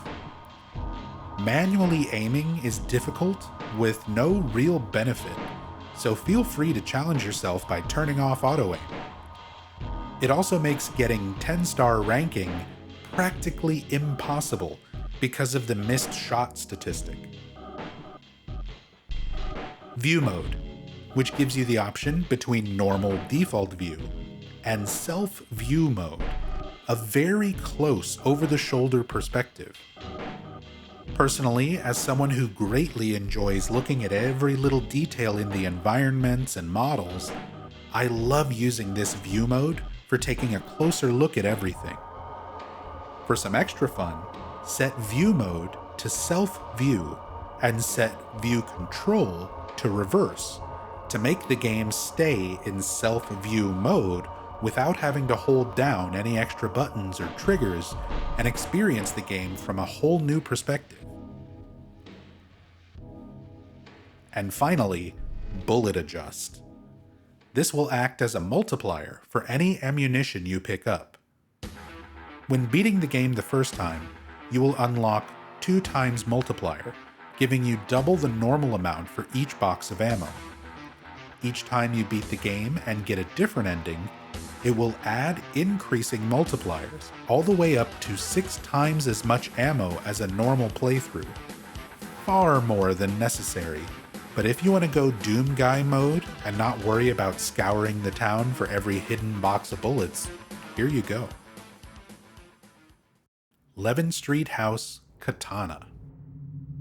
Among the weapons at your disposal is one of my personal favorites, the katana.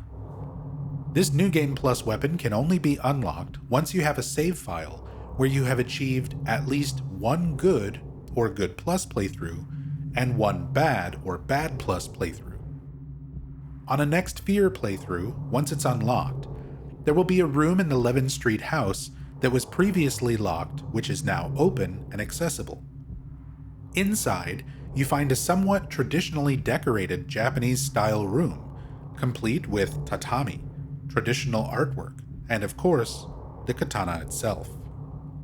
The katana has a fast set of attacks, high damage output, and the best feature of all, momentum. Swinging the katana will actually propel Harry forward a decent bit, and can be repeated indefinitely. This leads to several situations where you will engage with an enemy, swing and deal damage, while also moving past the enemy's attacks. It's possible to beat the entire game from the moment you pick up the katana to the final boss using only the katana swings to move and attack. Check out this video where I completed this challenge, and give it a try yourself sometime if you feel up to a fun yet difficult challenge. Hyper Blaster. Another one of the more interesting unlockable weapons is the Hyper Blaster. This is a laser gun that doesn't require ammo, has a very long range and accurate lock-on feature compared to normal firearms, and the damage it deals scales based on the ranking you received at the end of your previous playthrough. 1 through 4 stars will unlock the red laser Hyper Blaster, which is equivalent to handgun damage. 5 through 9 stars will unlock the yellow laser Hyper Blaster, which is equivalent to shotgun damage. And with a perfect 10-star rank, you unlock the green laser Hyper Blaster, which is a bit more powerful than even the rifle. There are 2 ways to unlock this space-age weapon. The first method is to get the UFO ending during a playthrough, and it will automatically be in your inventory at the start of your following next Fear playthrough. The second method is much more interesting. You see, the Hyper Blaster itself is modeled after an actual PlayStation light gun by the same name, Hyper Blaster, or in some regions, this was sold as the Justifier. This light gun was also produced by Konami, just like Silent Hill. The Hyper Blaster was designed for PS1 light gun compatible games like Lethal Enforcers, Area 51, and Crypt Killer. So about that second unlock method. Well, if you own the actual Hyper Blaster and plug it into your PlayStation's secondary controller port while playing Silent Hill, it instantly unlocks the Hyper Blaster for use in-game. Interestingly, this method of plugging in the real light gun can be used by top-level speedrunners in order to shift the inventory over by one spot, essentially saving a fraction of a second and a single button press. If you want some more info on this, I highly recommend checking out world-class speedrunner Punchy's channel and his video, Silent Hill Speedrunning's Most Obscure Time Save. Locker Room Cat. Silent Hill as a horror series is well known for its ability to create horror through tension, anticipation, and dread through its oppressive environments, overbearing music and sound design, and relentless creatures, rather than overdoing it on jump scares that are more common in the horror genre. But when it does do jump scares, it does them well. In the Midwich Elementary School locker room, you will discover a single locker is rattling as though something is inside.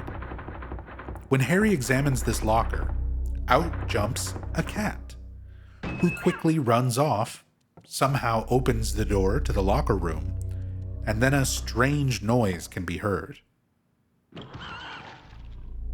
The source of the noise could be interpreted in many ways. The sound file itself is titled Dog Kills Cat. I choose to believe it was the sound of the angry cat attacking a creature on its way out. That's my headcanon, and I'm sticking to it. Returning to the Otherworld version of the locker room presents you with a similar scenario as before, the same locker banging with a distressing sound. Another cat? One can only hope.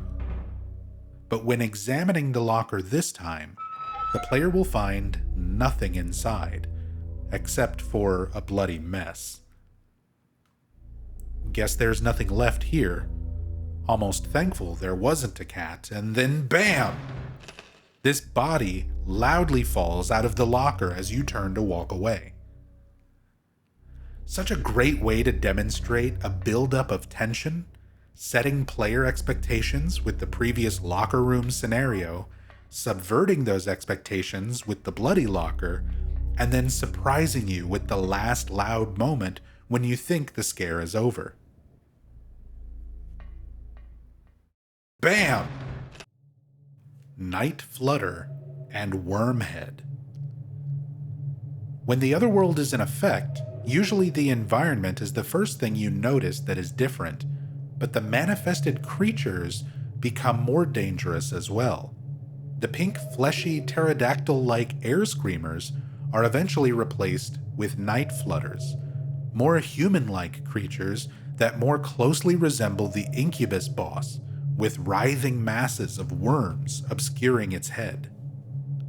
Likewise, the dog-like groaners are replaced by wormheads, which features this same trait. Some fans speculate that because worms are commonly seen in decomposing bodies, that these variants of the manifestations represent the rotting, deteriorating state of reality. Mumblers. We already discussed this in Grey Children, back on level 1. Giant sewer rats! Death ending.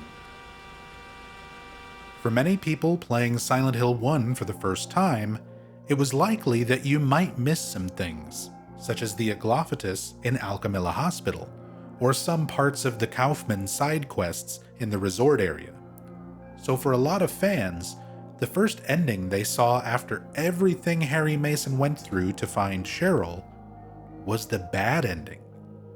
In this ending, we see Harry slumped over in his Jeep after the crash with blood streaming down his face. The entire experience had been the final delusions of a dying man. Not exactly a satisfying conclusion, but hopefully one that inspired players to revisit the town and be a little more thorough in their investigation to try and get a better outcome. Some fans consider this ending to be a branching of the timelines, leading into Silent Hill Shattered Memories instead of Silent Hill 3.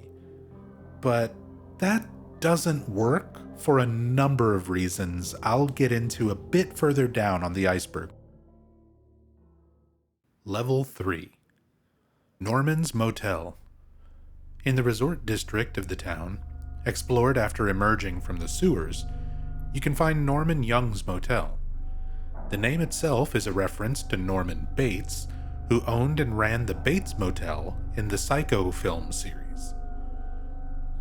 Norman's serves as an optional location as part of the side quests involving Michael Kaufman, the drug trafficking subplot, and the hidden bottle of aglaophatus, which are necessary if you're going for either the good or good plus ending. If you're hunting for UFOs, make sure to whip out your channeling stone in the parking lot. Kindergarten Cop. When the development team was coming up with ideas and designs for Silent Hill, they often looked to various films like the works of David Lynch, Adrian Lyne, and the like, but one film stands out a little bit from the typical psychological horror and thrillers that usually are referenced. Kindergarten Cop was a 1990 comedy directed by Ivan Reitman, who directed such classics as Ghostbusters 1 and 2, and starred legendary bodybuilder turned actor turned politician turned actor again, Arnold Schwarzenegger, as Detective John Kimball, who goes undercover as a substitute teacher in Astoria, Oregon, to bust a bad guy. Many of the scenes were filmed on location at John Jacob Astor Elementary School in Astoria, Oregon, which members of Team Silent thought would be the perfect basis from which to create their own version of an average American elementary school. Not only does Midwich Elementary share striking similarities with Astor Elementary for its own exterior, several other assets were created from details in the film, including this school bus, these posters,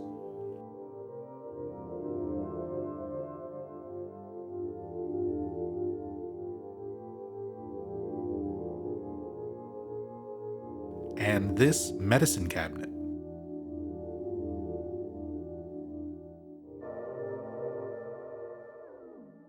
Official PlayStation Magazine Demo. Ah, the good old days when you could pick up the latest issue of a gaming magazine and often get a demo disc included, packed with playable demos and videos of all the latest games to check out. That's exactly what happened for us back in January of 1999, just a month before the US release of Silent Hill, when Official PlayStation Magazine, Volume 2, Issue Number 4, hit the shelves, and packaged with the magazine was OPM Demo Disc Number 16, which was the first time many of us set foot into Silent Hill for ourselves. This demo featured two sections of the game referred to as scenes.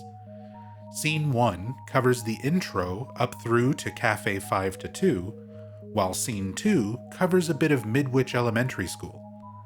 Of course, being a demo, and thus an earlier build of the game, there were some notable changes between this demo and the final retail release. There is no voiceover dialogue, only text. Harry's labored breathing after running for a while is different. Menus and option screens are much more basic and unpolished. Some items have different names and descriptions. New camera angles are introduced in some areas, like the Nightmare Alleyway, and during the scene with Sybil in Cafe 5-2. Dialogue is slightly different for some things, and the placement of Sybil's dialogue on the screen is changed. The map is labeled differently, with street names changed. If you enjoy looking at early builds of games and can track down this demo yourself, or emulate it, it's worth checking out and noting how different things feel with relatively small changes. Boundary breaking in the prologue. During the intro sequence of a new game, Harry must follow Cheryl, who has run off into the fog-filled streets of Silent Hill. If the player attempts to turn away from the direction that Cheryl has gone, they will be turned away with a message reading, "I'd better follow Cheryl." However, if you open the inventory menu at the exact same moment that the text would normally deter you, you can continue running beyond this invisible barrier, allowing you free roam of the town streets. You can even find Cheryl just hanging out here at the intersection. Mission accomplished. Let's go home, Cheryl. Amusement Park Boss Fight Glitch. After following Sybil's lead through the sewers a second time, Harry finds himself at the Lakeside Amusement Park. When you arrive at the merry-go-round, a shocking discovery is made. Sybil has been possessed by one of the strange manifested parasite creatures seen on the doctors and nurses in Alchemilla Hospital. Sybil will kill you if you don't do something, and the normal choice here would be to either defend yourself and kill her for one of the bad endings, or to save her using the Aglophatus found earlier in the hospital for one of the good endings. For speedrunners, where every second counts when trying to finish the game as quickly as possible, there is a preferred, yet unintended, third option. On specific versions of the game, a glitch exists that allows you to approach this larval stalker near the start of the amusement park area. Open your inventory and select the Aglophatus, and, due to an error in the code, the game will accept this as though you have just used the Aglophatus on possessed Sybil during the boss fight instead. This skips the entire amusement park section and boss fight, and goes straight to the part where you save Sybil. Except for one thing. Because you used the Aglophatus on this larval stalker, that larval stalker replaces Sybil in the cutscene. And because the model that Harry is supposed to interact with isn't there, his model just sort of, well, it does this. Hell Gas Station. Shell gas stations are a real thing and have been for a very long time. Shell was created in 1907 when the Royal Dutch Petroleum Company and the Shell Transport and Trading Companies merged, eventually becoming one of the biggest companies in the oil and gas industry, and have fuel stations all over the world. The Silent Hill variation parodies this with its own Hell gas station, complete with a planispiral or snail shell logo design, a play on the clamshell style logo that Shell uses. Inside the Hell station, you can find some supplies, a save point, and, on Next Fear playthroughs, a gas can, which can be used for either the chainsaw or the rock drill. Streets named after horror writers. The developers for Silent Hill have always been massive fans of horror, sci-fi, and thrillers, and the names of the town's streets reflect some of the authors who helped inspire them. Finney Street, referencing Jack Finney, author of From Time to Time and The Woodrow Wilson Dime. Matheson Street, referencing Richard Matheson, author of I Am Legend and Hell House. Block Street, referencing Robert Bloch, author of Psycho, famously adapted to film by Alfred Hitchcock. Bradbury Street, referencing Ray Bradbury, author of The Martian Chronicles and Fahrenheit 451. Midwich Street. Midwich is slightly different, instead being named for the town in the book The Midwich Cuckoos by author John Wyndham, famously adapted into the film Village of the Damned. Levin Street, referencing Ira Levin, author of Rosemary's Baby. Paramount Pictures presents Mia Farrow in a William Castle production, Rosemary's Baby. Bachman Road, referencing Richard Bachman, a pen name used by acclaimed horror writer Stephen King. Elroy Street, referencing James Elroy, author of L.A. Confidential. Sagan Street, referencing Carl Sagan, author of Contact and host of the educational series Cosmos. This is a time of great danger, but our species is young and curious and brave. It shows much promise. Kuntz Street, referencing Dean Kuntz, author of Face of Fear. Crichton Street, referencing Michael Crichton, author of Jurassic Park. Wilson Street, referencing Colin Wilson, author of Encyclopedia of Murder and The Occult. Simmons Street, referencing Dan Simmons, author of Song of Kali and Hyperion.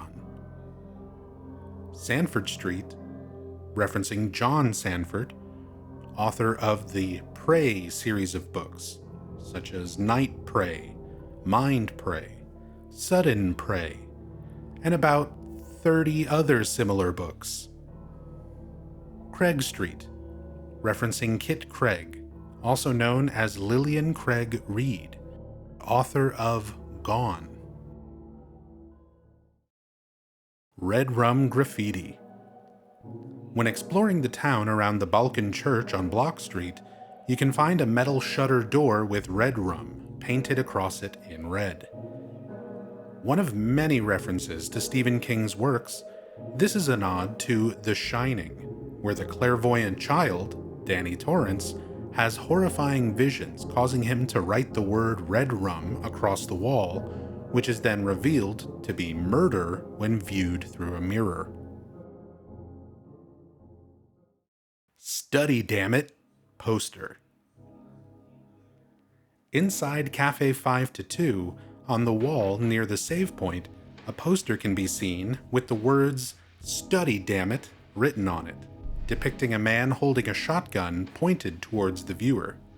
That man is none other than legendary horror writer Stephen King. King's works were heavily influential to the developers in numerous ways when creating the Silent Hill games, and there is no shortage of direct references to his works scattered throughout the first game.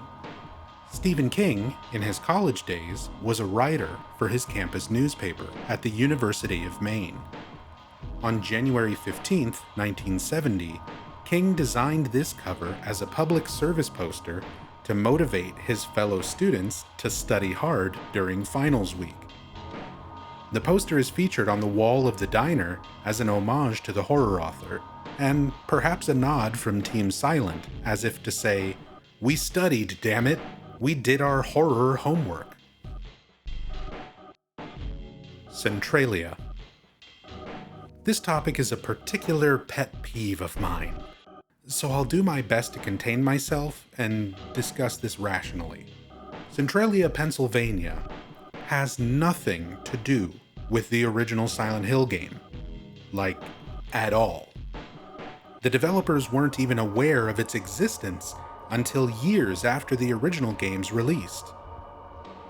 This is quite possibly one of the longest running and widely accepted pieces of video game misinformation passed along as trivia by lazy content creators who don't perform their due diligence of even the most basic research. Deep breaths. Let's move on. Anyway, Centralia is a small town located in northeastern Pennsylvania that had coal mines operating since 1856, and in 1962, a fire broke out at the town's landfill that eventually spread to the coal mines below Centralia, leading to an uncontrollable and constant underground fire, forcing the town to become essentially abandoned. That fire is still burning to this day, and it's estimated to continue burning for another 250 years. The tragic disaster of Centralia inspired screenwriter Roger Avary, who was working with French film director Christophe Gans on the story and setting for their 2006 film adaptation of Silent Hill. We used what had happened to the city of Centralia to feed the mythology of Silent Hill, director Christophe Gans explained in an interview. Gans and screenwriter Roger Avary used Centralia as a reference point for what Silent Hill might look like in the real world, although it was filmed in Canada. Centralia, however, was the movie's working title, so that the production might avoid attention from Silent Hill fans while filming. In the 2006 Silent Hill movie, a fire burns in the mines below the town, covering the area in a thick, fog-like smoke, with ashes raining down from the sky. And this is where the confusion for many fans comes from. The movie is not the games. While they have some vague similarities, they are completely separate in terms of story, characters, and setting, and you should not use information from the movie to apply to the games, or vice versa. In the 1999 Silent Hill game, there is no fire, and there is no ash. Centralia wasn't an inspiration to the developers. Michael Kaufman says himself, "And it's snowing out this time of year." And even artist Masahiro Ito has shown his frustration at correcting fans on this fact himself over the years via social media. Coming soon image. Commonly in game development, due to budget and time constraints, or sometimes just good old-fashioned human error, games will be released with content and data still included that wasn't meant to be seen by players. In this case, some placeholder images from early demo builds of the game are still included in the game's files, and if using a memory editor, they can be enabled to display. Two of these images hidden away state "Coming Soon" as an advertisement for the then upcoming release of Silent Hill 1, which would have been used as an ending screen for the demo discs. We see Dahlia Gillespie in front of an altar in what appears to be an early render of the Balkan Church cutscene. In the other Coming Soon image, we see one of the caged and wrapped bodies found around the otherworld. Alley Skip Glitch.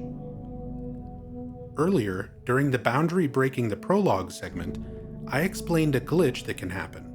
By opening your inventory menu at a very precise moment, it can interrupt a game event, such as text turning Harry away from a place he shouldn't be, in order to bypass it. That same glitch can be applied in the Nightmare Alley intro sequence. When approaching this corpse found hanging on a fence, normally, Harry will be attacked by mumblers, forcing him to die and subsequently wake up from his nightmare in Cafe 5-2. However, by opening the inventory precisely as you round this corner where the cutscene trigger for Harry to examine the body would happen, it will bypass the event and allow you to explore this small alleyway without the worry of the mumblers attacking. Leaving will cause Harry to turn around and activate the scene like normal. That way, Harry isn't stuck in a never-ending nightmare alley.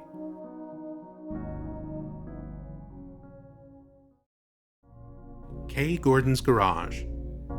Alessa's teacher, a woman named Kay Gordon, is referenced through the teacher's list, and you must briefly pass through her home in order to reach Bradbury Street and the Balkan Church from Midwich Elementary. When approaching Kay Gordon's home, you will find her garage has a massive blood stain across it, and pools of blood on the ground below. Some fans speculate that this was an indicator that Kay Gordon was becoming too curious and concerned with Alessa's apparent abuse, given that a note found in Silent Hill 3, written by Kay Gordon, indicates she was suspicious that Dahlia Gillespie could be abusing Alessa, and that the cult had Kay Gordon gruesomely murdered for sticking her nose where it didn't belong. Considering how many other locations seem to have similar blood and gore, I don't subscribe to this fan theory personally, and I believe the blood is just there to be used as a visual indicator for the player to stop and investigate the area in order to locate the house and where to use the Kay Gordon key after leaving Midwich. Although I should note that if you examine the teacher's list again when leaving Midwich, Harry will find her address and mark the house on his map. Sonic Youth Teacher Names. When visiting Midwich Elementary School, a list of teacher names can be found, and among those names are Kay Gordon, T. Moore, and L. Ronaldo. These are the names of the founding members of the rock band Sonic Youth. Here they are performing Cool Thing from their last record, Goo! Sonic Youth! Vocalist and bassist Kim Gordon, guitarist Thurston Moore, and guitarist Lee Ronaldo, with drummer Steve Shelley absent. This is one of many such direct references to various bands and musicians throughout the game. Likely someone on the dev team was just a fan and wanted to include a small nod. Wolf Drawing. Wolf Drawing is cute. I don't know what student is responsible for it, or if it's got some deep, mysterious lore implications, but I love it. It also shows up in Silent Hill 3 in a recreation of Alessa's classroom near the end of the game, and even in Dead by Daylight, which introduced a Silent Hill chapter back in 2020, including a game map that was a recreation of Midwich Elementary. That features the beloved wolf drawing, and many other small details from the original game. Even the recent Silent Hill 2 remake has Laura going around drawing wolves that somewhat resemble it. Wolf Drawing. 10 out of 10 artwork. It belongs in a museum. Moving on. Otherworld Police Station.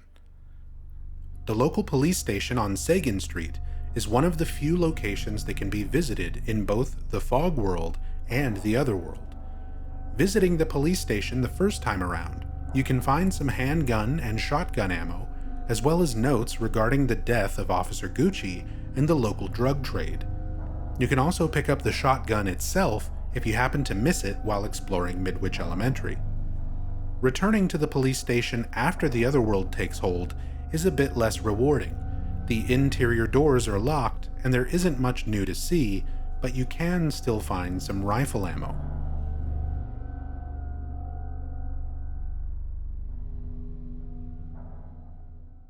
Level 4. Puppet Nurse Beta Model. In early pre-release builds of Silent Hill, the puppet nurses had a slightly different model with a different face, posture, and parasite design. Unlike the designs of the Mumblers, which have an entire history of why they were changed during development and why they are different in other regions, there is no such information to why this nurse design was altered, likely just a matter of personal taste from creature designer Naoko Sato. Alternate opening cutscene. When you first take a disc for Silent Hill, pop it into your PlayStation, and let the main menu sit and idle, you'll be treated to the intro movie.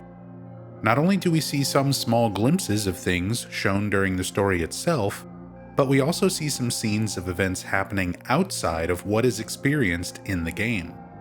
We see Harry and his wife finding the newborn half-soul baby Cheryl on the side of the road and booping her nose. But interestingly enough, this scene changes once you have completed a good plus ending playthrough where police officer Sybil Bennett is saved and escapes from the town with Harry, along with the now reincarnated complete soul, Baby Cheryl number 2, whom Sybil promptly boops. Now, every time you start the game and let the intro video play, Sybil will be the baby booper instead of the late Mrs. Mason. Playboy magazine in bridge control room. Yeah, you heard that right. When looking around the Orange Bridge control room, right next to the save point, you can find a stack of magazines, with the one on top being an issue of the famous adult magazine, Playboy. You can clearly see the name across the top. Funny enough, this isn't even the only place where a magazine of the pornographic variety can be found, with these images also found in Norman's Motel.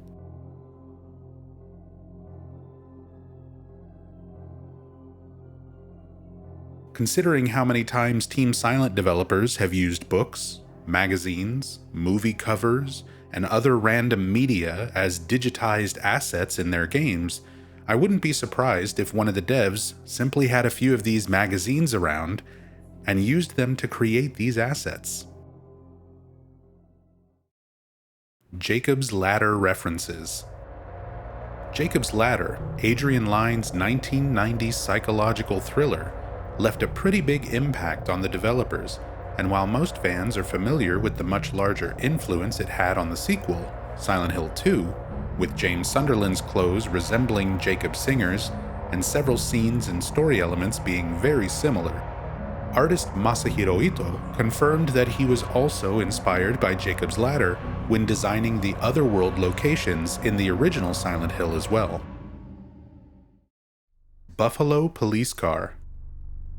In early builds like the trade demo version of Silent Hill, there are some details slightly changed, and one of those details is the markings on the police cars found around town, which show they are from Buffalo. This is likely a reference to Buffalo, New York, and considering all the other assets in the game the devs create based on movies, TV shows, or similar reference photos of places like New York, that they likely had some source image of a cop car in Buffalo and just used that, but had the attention to detail to go back and slightly alter the appearance of the cars to remove the Buffalo text for the retail builds of the game. Unused enemies. Not everything designed and created for games gets used for one reason or another, and for Silent Hill, there were even some unused monsters that were likely only meant to be used as art and animation tests.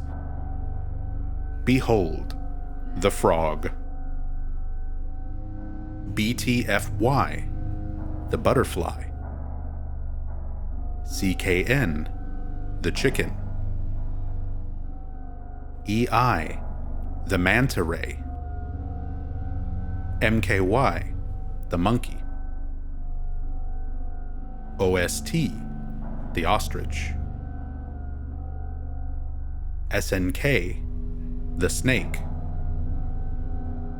CLD1, or Child 1, is the beta larval stalker. CLD3, or Child 3, is the beta version of the mumbler. Portishead poster. Among many other music references made throughout the game, there are posters found in several places for the Bristol-based trip-hop group Portishead. The poster itself is an edited version of Portishead's 1997 self-titled album cover, which features a shot from the music video for their single, All Mine.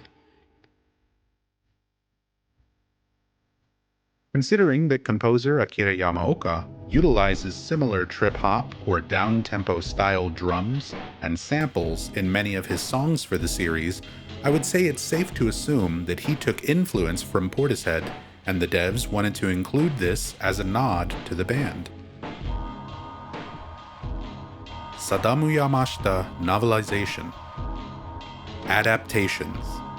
All great works will be inevitably recreated and adapted into other media, and in 2006, not only was Silent Hill adapted into a feature film by Christoph Gans, but over in Japan, Konami Novels published a 282-page novelization of Silent Hill, written by Sadamu Yamashita, with illustrations done by series artist Masahiro Ito. The novelization is interesting, although there are noticeable differences in some story details, such as Harry being injured after his crash, or his wife, Jodie, dying in a car crash instead of from an illness, as described in the game. My wife was sick, and it didn't look like she was getting any better. Your wife, she's here with you? She died 4 years ago. Now it's just me and my daughter. This novel was never released outside of Japan, and there was only a partial English translation done by a fan, Emily Lady Ducky Fitch, for the longest time. Until 2024, when fan Winter Lysinker took on the task of translating all of the Japanese Silent Hill novelizations. There are novels for Silent Hill 1, 2, 3, and, weirdly enough, a novelization of the 2006 Silent Hill movie. Winter Lysinker was kind enough to share their work for free online, so if you want to read these novels yourself, there are links to them all in the description below. Dead Dog in Basketball Court. In an alleyway near Elroy Street and Block Street, there is a small gated area that can be entered where a basketball hoop and the head of a dead dog can be found, as though someone were shooting the most disturbing game of hoops. Aside from its creepy and gruesome imagery, this also serves as a reference to the original Wizard of Oz story, one of Alessa's favorite books, which manifests as this imagery and the Keys of Eclipse. As discussed earlier when talking about the Keys of Eclipse, 3 keys are needed to get through the Levin Street house, and each key represents a character from the Wizard of Oz: the Scarecrow, the Lion, and the Tin Man, or Tin Woodman, in the original book. In Chapter 12, the Wicked Witch of the West sends a pack of wolves to kill Dorothy and her friends, and the Tin Woodman, with axe in hand, defends them by fighting back the wolves and cutting off their heads. Harry Mason's wife.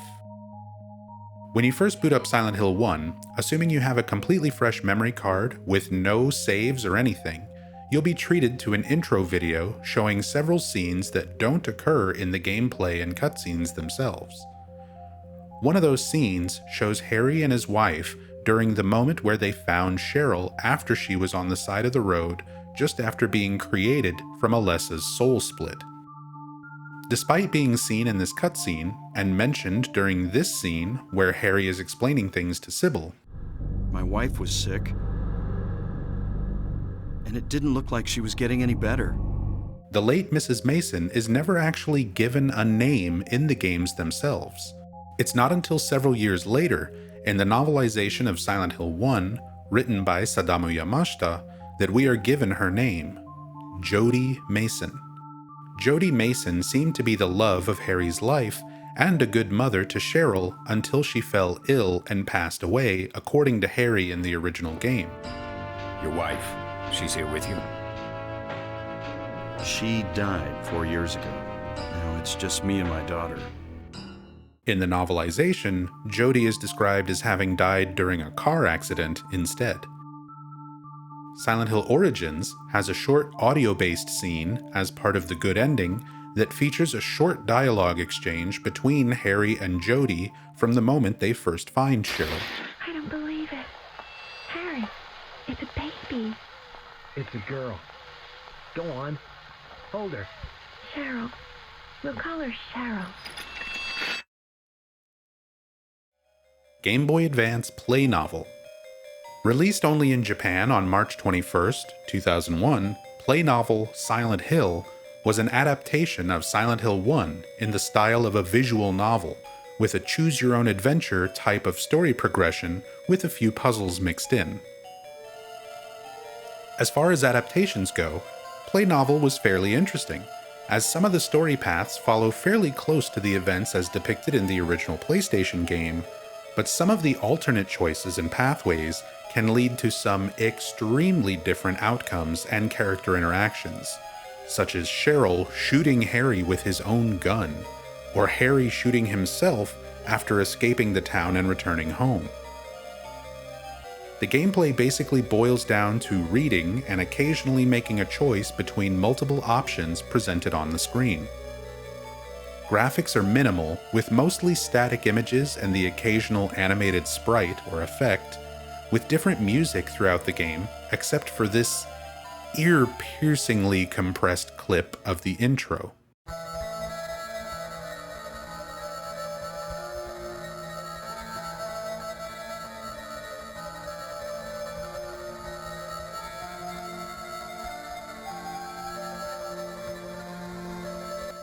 Although the game never released outside of Japan, through the hard work and efforts of fans over the years, there are various fan-translated versions available via emulation, or even a mostly playable version that works in your browser. I'll link to it in the description below. Beta Larval Stalker. Not much else to discuss on this subject that hasn't already been said in the earlier creature discussions on this iceberg. Larval stalkers are these little squeaky shadow babies, and they used to be fleshy instead of shadowy, but got rejected by the ethics committee for too closely resembling children. Gillespie House and Christina's World.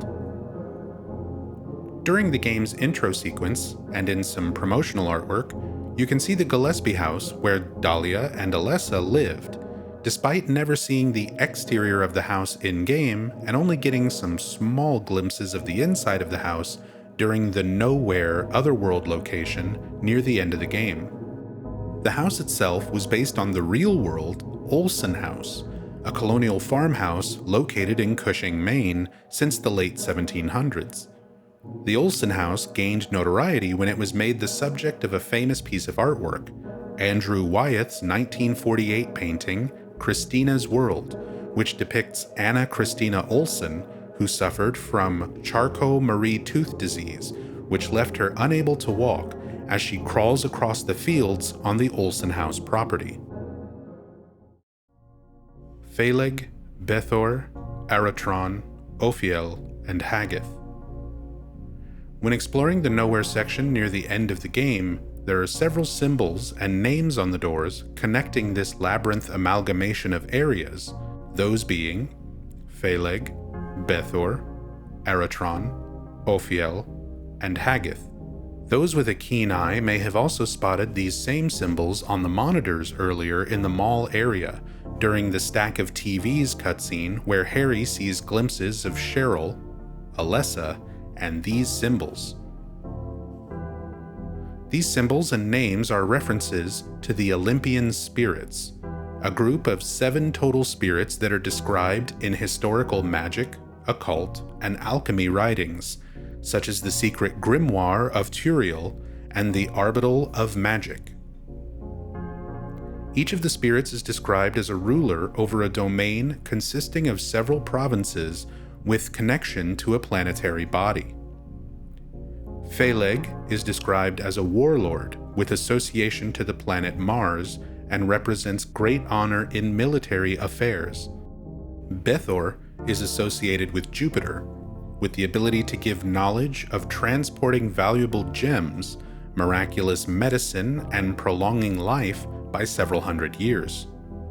Aratron is described as an alchemist associated with the planet Saturn, with the ability to convert living things into stone and coal into treasure.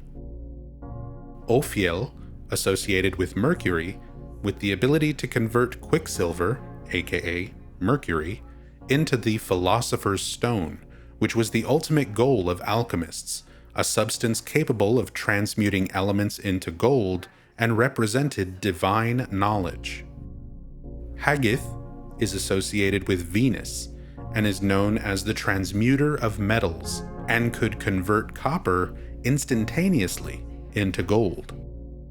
The developers of Silent Hill used many religious and historical reference materials and blended them together to create much of the cult's lore, terminology, and symbols, and that includes the names and symbols of these Olympian spirits.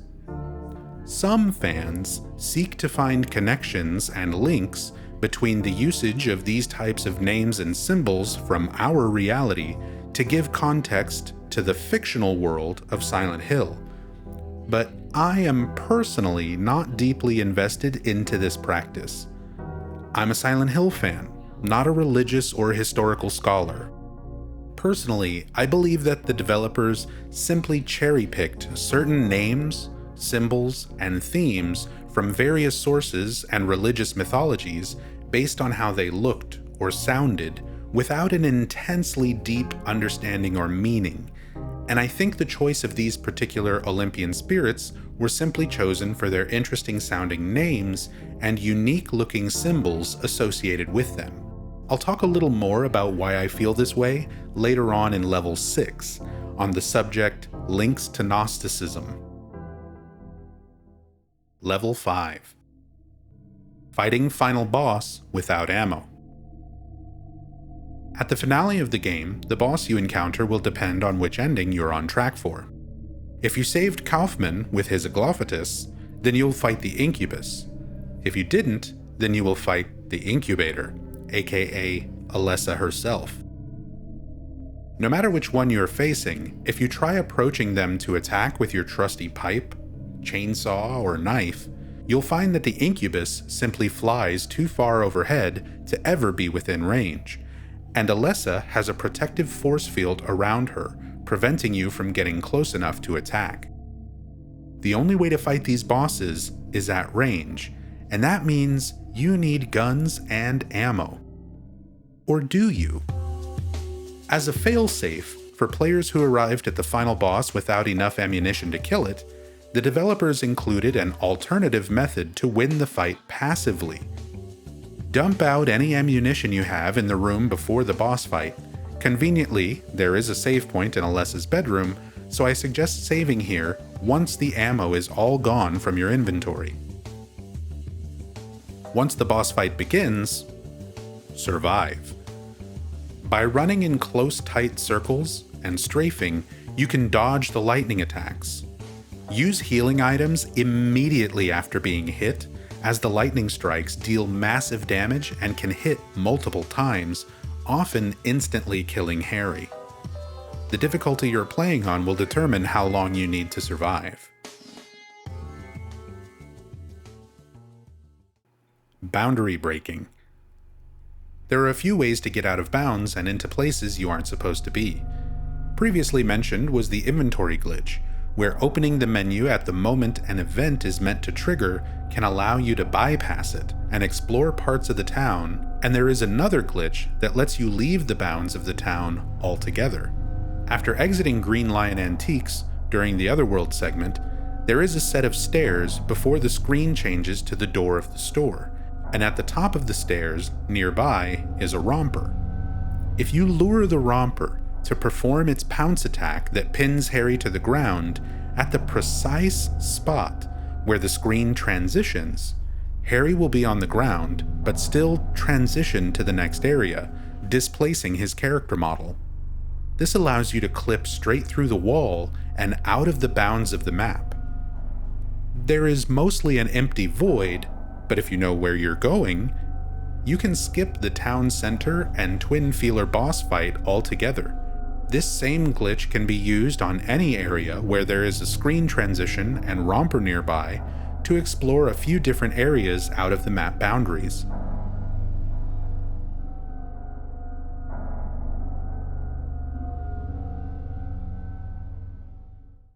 Prototype images. Early in the first game's development, for prototype builds, many final renders and images were not yet completed, so various placeholders, concept art, and early versions of menu screens can be found in the game's files. You can see here an early version of the content warning screen, reading, "This game contains violent scenes and depictions of grotesque situations." An early version of the acid found in Midwich Elementary's laboratory storage. Some early renders of Alessa Gillespie, with the file name Pamela, a mistranslation of Pamela, possibly an early internally used name. an early render of Cheryl Mason, file name Biriko, which can mean fine child in Japanese. An early render of Lisa Garland, with the file simply called Nurse. This early view of the rubber ball puzzle on the roof of Midwich, with Dummy Still, showing that the image is only a placeholder. An early data management screen with save and load options, and some artwork that seems to depict a nude Harry Mason lying on a hospital operating table. This early inventory screen placeholder with some tasty looking katsu. The early game over screen. An early version of the to school memo found in the alleyway. This early version of the Levin Street doghouse note. An early version of Cheryl's drawing block. And this last one, I can't even show you most of it, because for some reason, this placeholder image chosen for the options menu is a photo of several nude Japanese women. Keep in mind, none of this was meant to be used beyond very early internal builds, with placeholders only a few people on the dev team would even see.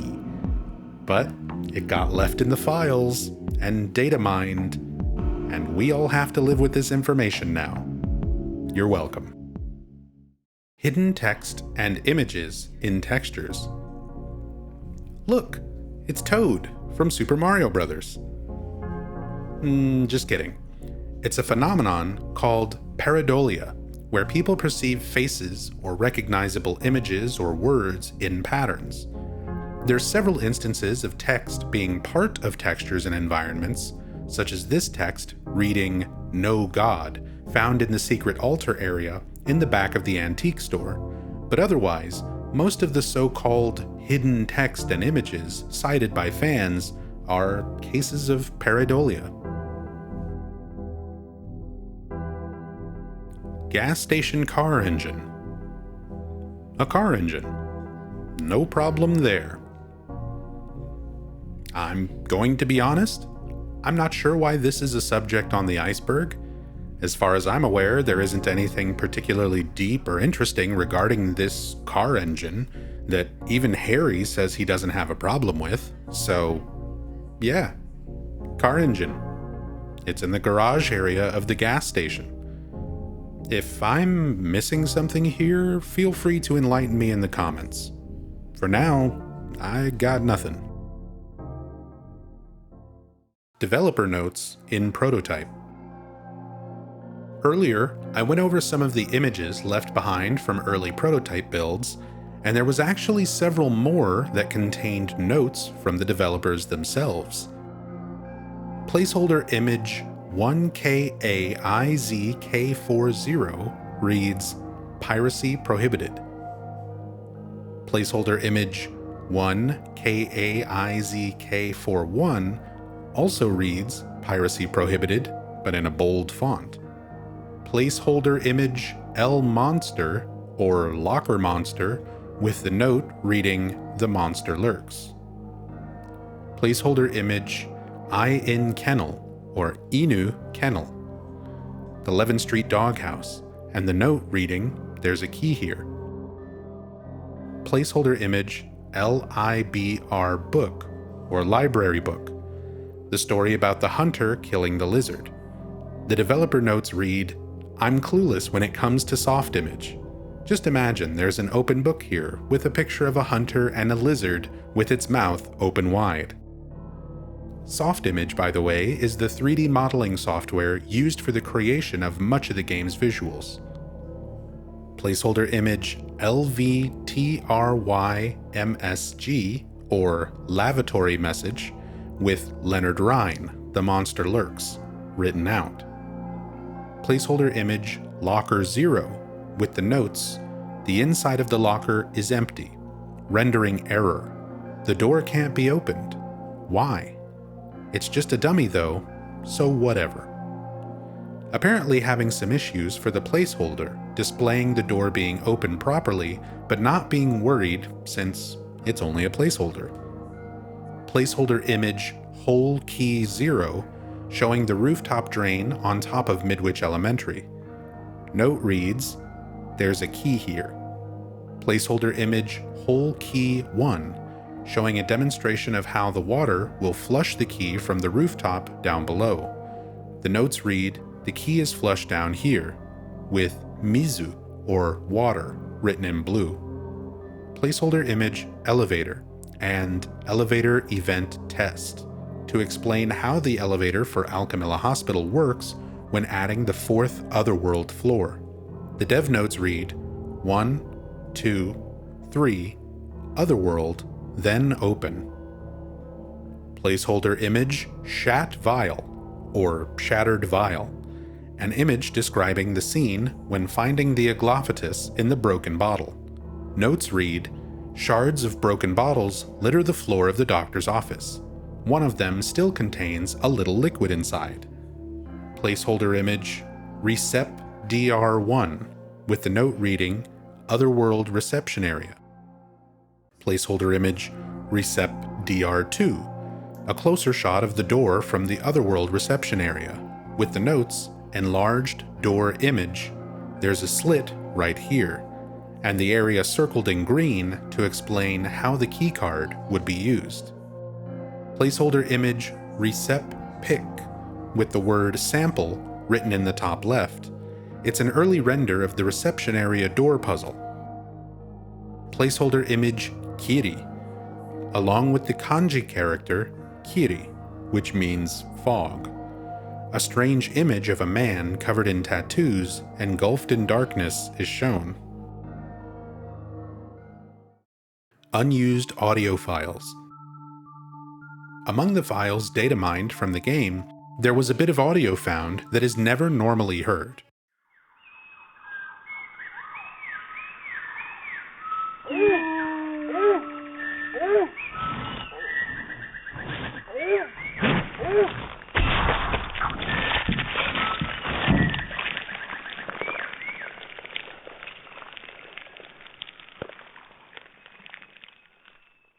Sounds of nature outside, animals, and then squelching and dripping. The file name, first/coation.vab, is in the same directory as the other startup sounds for the Konami, KCET, and warning screens, so this may have been a sound for a caution screen that was never implemented. International track and field graphics. When exploring the data and files of the game, there's a test folder with various unused textures and graphics, likely just meant as placeholders, and some of the graphics in this test folder are the sprite sheets and textures from Konami's 1996 game International Track and Field, which several members of Team Silent worked on, such as Keiichiro Toyama and Akihiro Imamura. Bottomless pits.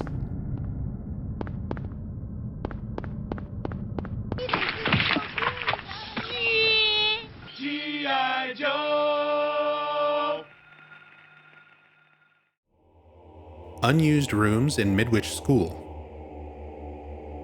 In almost every game ever made, there are assets that get made during development that don't get used in the final product. Textures, models, and sometimes entire environments or areas.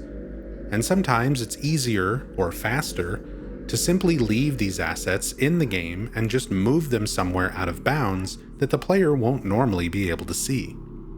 Well, players using emulators, mods, or more likely back in the day, cheat devices like Game Sharks, could roam around out of bounds and happen to locate some of these unused rooms and areas found in Midwich Elementary.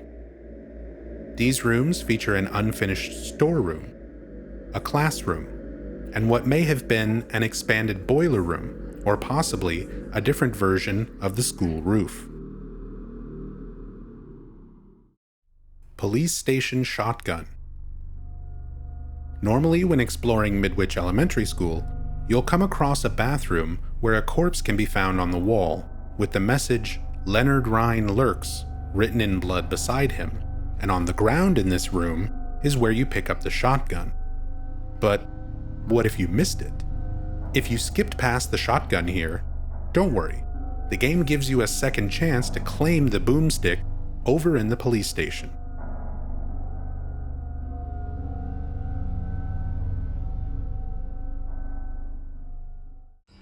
Harry and Kaufman trade demo scene. After going through the Silent Hill Resort area side quest to find Michael Kaufman's hidden Aglaophatus stash, there is a scene where Kaufman arrives, snatches the bottle from Harry, and threatens him before storming off. In the final retail version of the game, Harry then contemplates the meaning of what just happened through text-based inner monologue.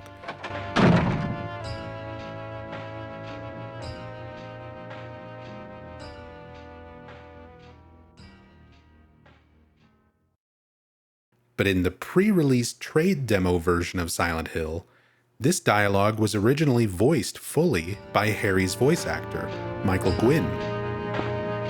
That guy's gotta be involved in a local drug racket. Man, was he pissed. At such a rush, too. That was probably dope in the bottle. Anyway, better let him do as he pleases. There's more than my life at stake.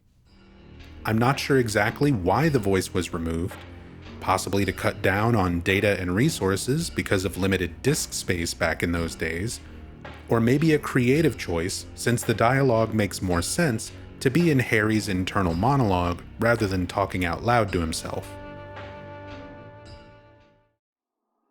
Missing boat cutscene. I did all the research I could on this, but this was one of the few things that was completely unfamiliar to me.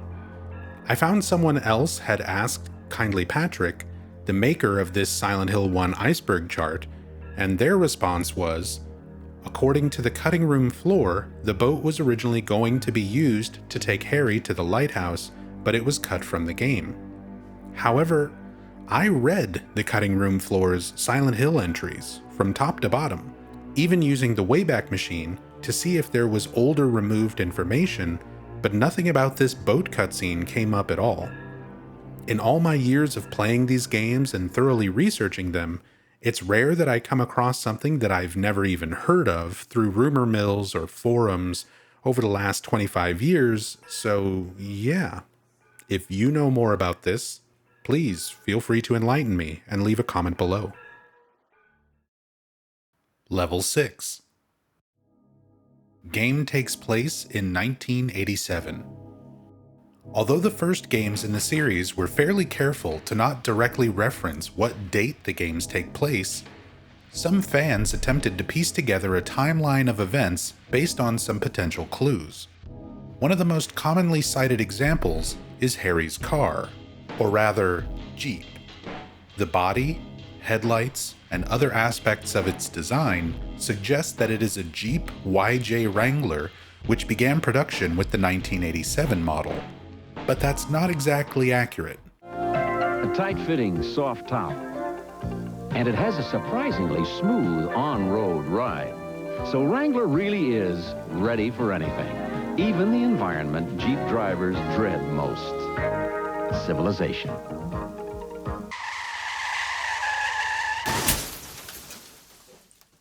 Car manufacturers typically unveil and begin sales of car models based on the following year of its invention, and Jeep did the same here. The 1987 model Jeep YJ Wrangler went on sale in 1986. There are other discrepancies in similar examples. Other cars found around town, such as this Lincoln Town Car from 1990, this Land Rover Discovery from 1995, this Volkswagen Golf Mark III from 1991, the gun that Sybil gives Harry, a Smith & Wesson Sigma model from 1994, and so on. Now, for me personally, I think unless the game itself or the developers suggest an exact date for the games to occur, then it isn't accurate to make assumptions that technology and cars and everything else in the universe that Silent Hill exists in are exactly the same as our own reality. In this interview from PSM with director Keiichiro Toyama, Toyama states, In this game, the modern horror novel atmosphere was the hook, so we decided to choose a small US town for the setting. Of course, Silent Hill really does not exist, and we have not allocated a certain place or time in the game. We deliberately did not use an actual place since it might cause inconsistency with the real thing. However, with the name Silent Hill, we got a hint from a real place in Japan.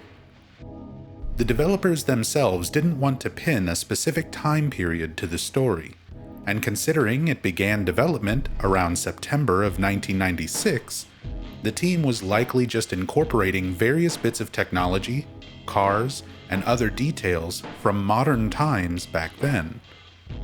Silent Hill was also not written as an entry in a franchise.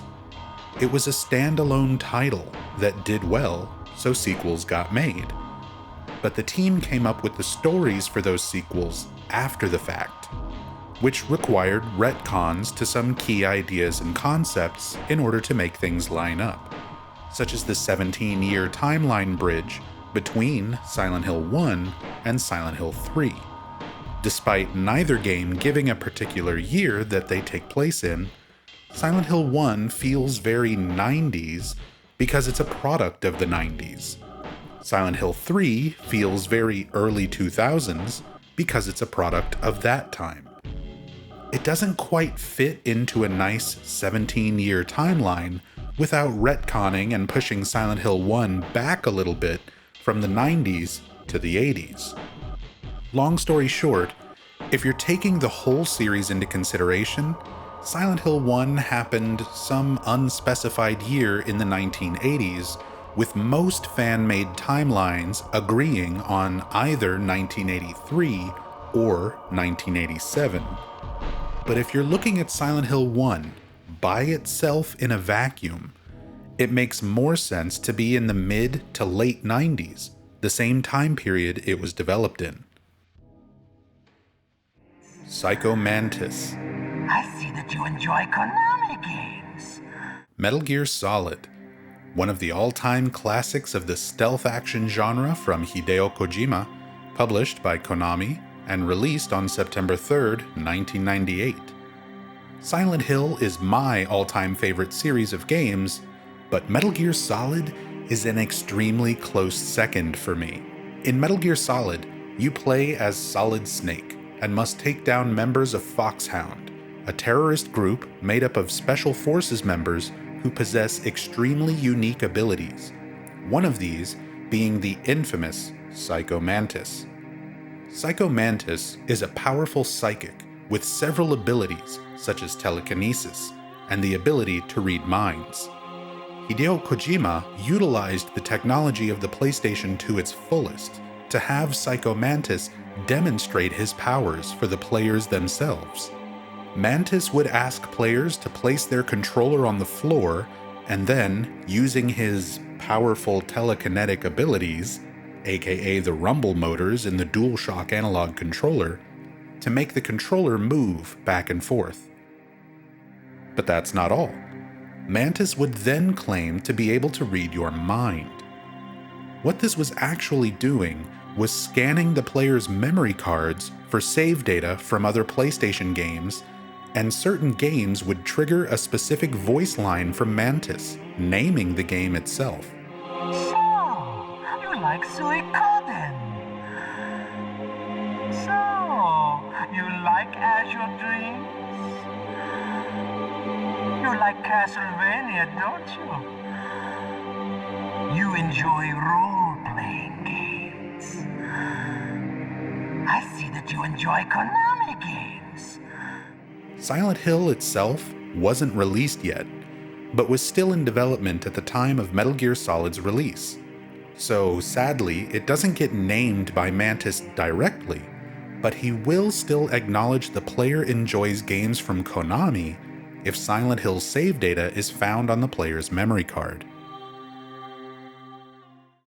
Links to Gnosticism. This is a fairly involved subject to get into, so just like before when I discussed the Olympian spirits, I want to say again, up front and foremost, I am not a religious scholar or historian by any stretch of the imagination. I'm just an obsessed Silent Hill fan who's done a lot of research into this franchise and the people who created it for about 25 years and counting. I've spent a lot of time reading supplementary materials and developer interviews, and I have a maybe controversial opinion on something when it comes to this subject and the development of these games. I don't think they are as deep as many fans would like to believe. Now, don't misunderstand, I'm not trying to say the games aren't deep at all.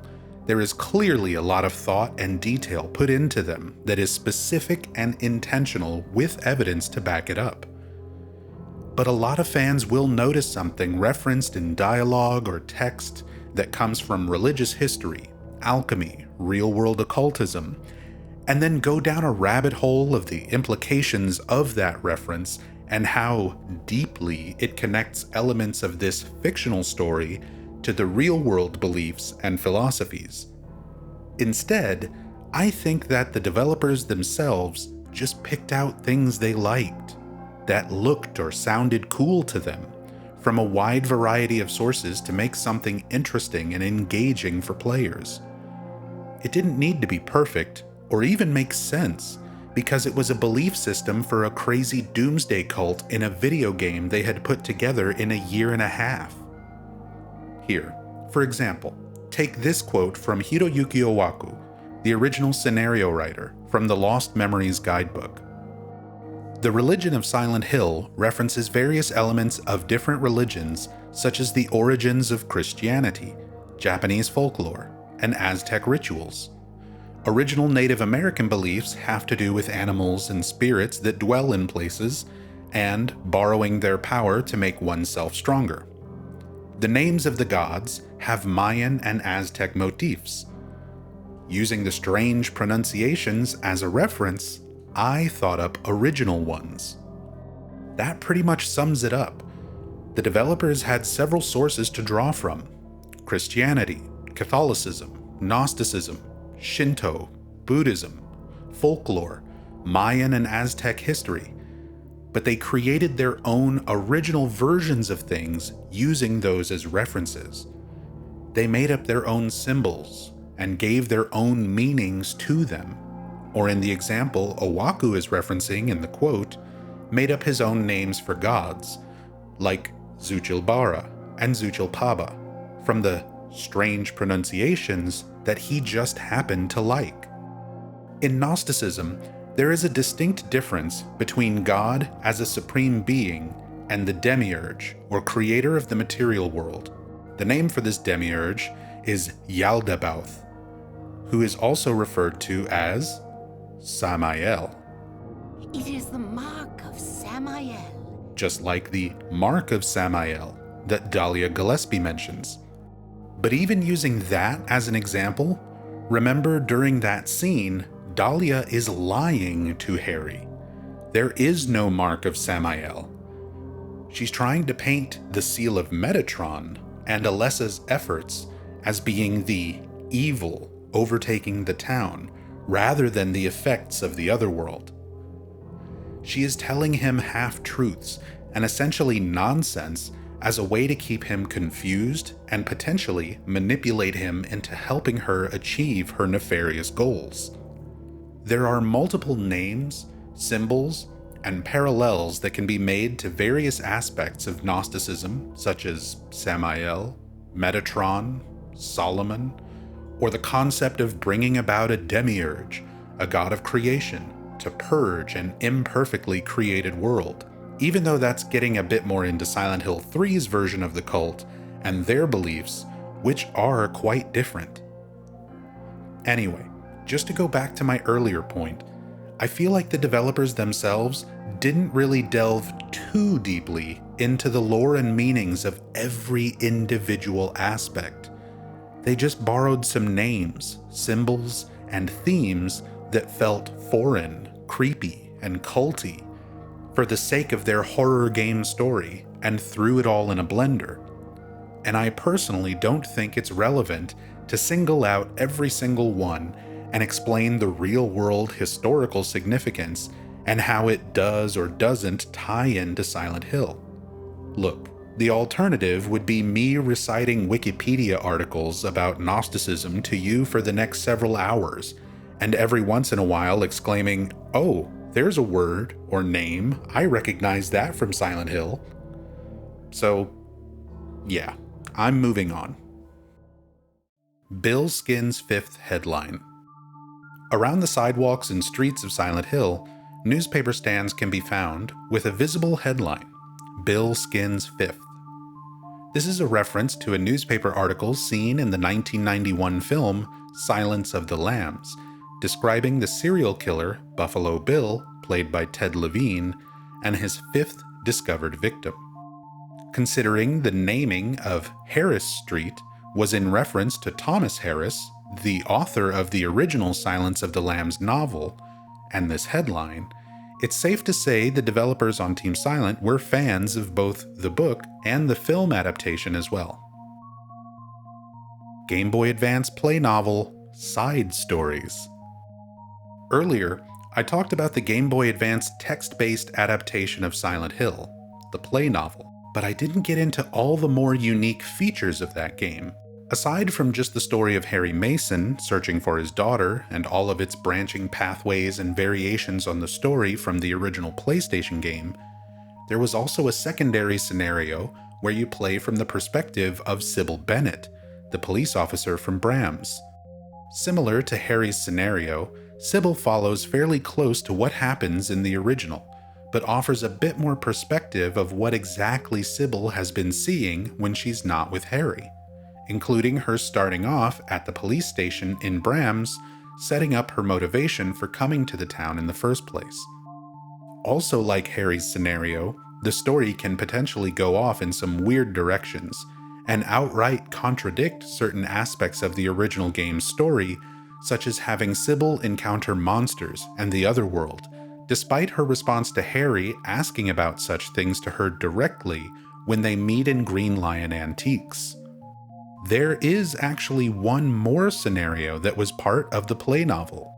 Back in May of 2001, if you had a Game Boy Advance, lived in Japan, had a copy of play novel Silent Hill, had the optional accessory, the Mobile Adapter GB, which allowed you to connect to compatible mobile phones and utilize their cellular network to connect to the Mobile System GB service, which costs 400 yen to start service and only 10 yen per minute for the connection, then you could pay another 20 yen to download the play novel Silent Hill DLC, Andy's Scenario. Oh, and the GBA and play novel cartridge don't have enough memory to save the DLC content, so as soon as you disconnect from the Mobile Adapter GB and turn off your Game Boy Advance, you lose all the data, and the scenario isn't saved at all, and you have to pay another 20 yen if you download it again.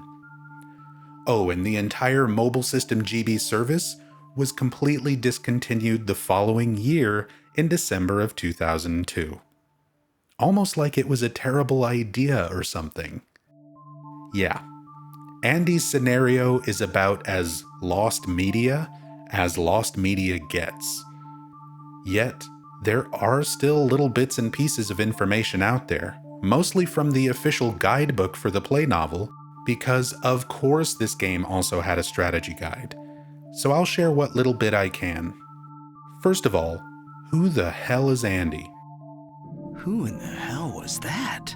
Well, he was a kid, the same age as Cheryl, who lived next door to the Mason family.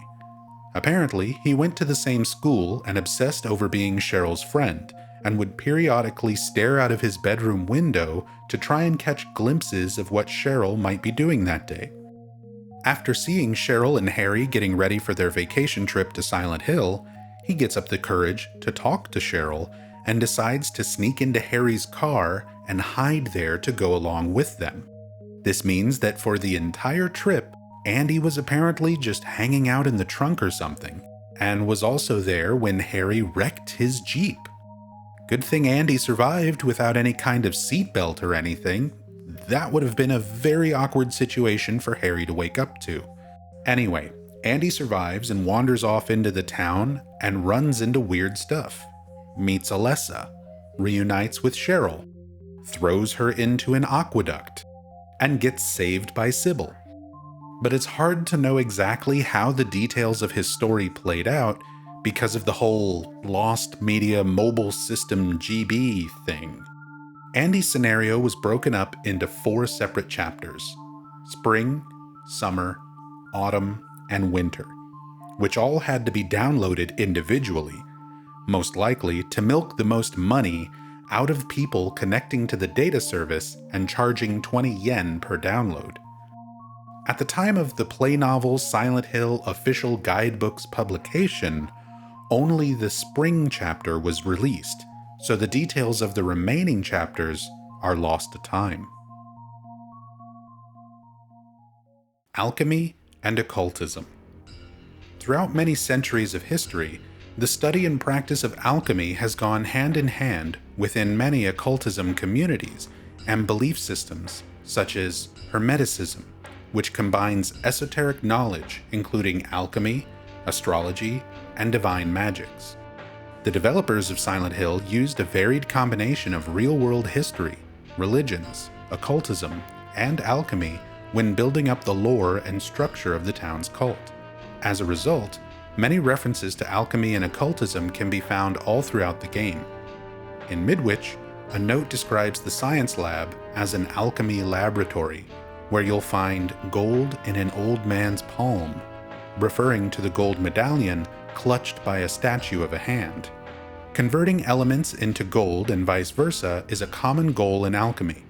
The note also describes Sage's water, which for the context of the puzzle is actually a bottle of some type of corrosive acid.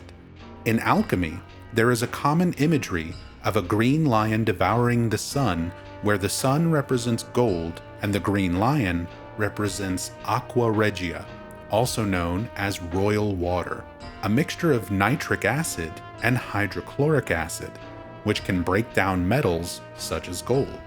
Sage's water makes sense as a reference to royal water, although it functions in reverse, dissolving the material of the hand, but not the gold medallion it's holding. As discussed earlier, Dahlia Gillespie's store, Green Lion Antiques, is also named for the same alchemical imagery of the green lion devouring the sun. Some of the symbols used by the cult, like the seal of Metatron, resemble many common alchemical symbols, such as the squared circle from the 17th century, which represents combining 4 elements of matter. It also closely resembles the symbol of Fraternitas Saturni, also known as the Brotherhood of Saturn, a group that concerns itself with alchemy, occultism, mysticism, and cosmic magic.